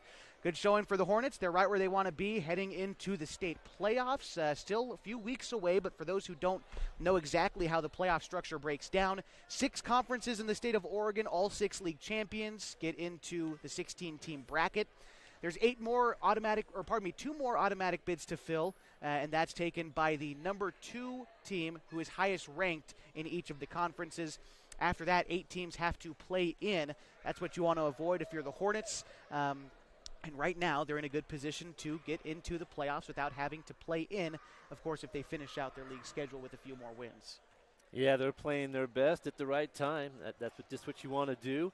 And someone's going to get left out, right? Because you would probably think maybe Phoenix and Hidden Valley could be that number 2 team if Henley manages to stay on top. But you just don't know. You get a couple upsets in there, and it's going to be a wild finish, and it'll be fun to follow. Should be a lot of fun. We'll be back on Friday night. When the Hornets are back on the road, they'll be taking on the Mazama Vikings. It is blackout night for the students, and we'll be there live as well. Should be an exciting one against the Vikings in a game that was pretty close back on this home floor, a 50-40 win for Henley. Yeah. Mazama is another one of those teams that likes to shoot the 3 ball. It keeps them in the game, and they're fierce competitors. They'll look to defend home court on Friday. That's where we'll be next. In the meantime, we're just about done for you tonight from Henley High School. I want to thank everybody who made this broadcast possible, all the head coaches tonight, especially the guys on the boys' side, Jordan Kassler, Luke Hammond, helping us each and every night we get to cover their teams. The principal here, Jesse Hamilton, helping us get set up in our little booth here inside the Hornets' nest. And, everyone making tonight's broadcast possible. You can watch a replay of it on mybasin.com. Under the sports tab, mybasin.com, your home for everything going on in the Klamath Basin, whether it's news, special events, or Henley basketball. Download the mobile app. MyBasin.com app is free on the App Store and on Google Play. Final score again tonight, the Henley Hornets 59, Hidden Valley 49. For my partner Kevin Petrick, I'm Josh Eldredge saying good night from Henley High School.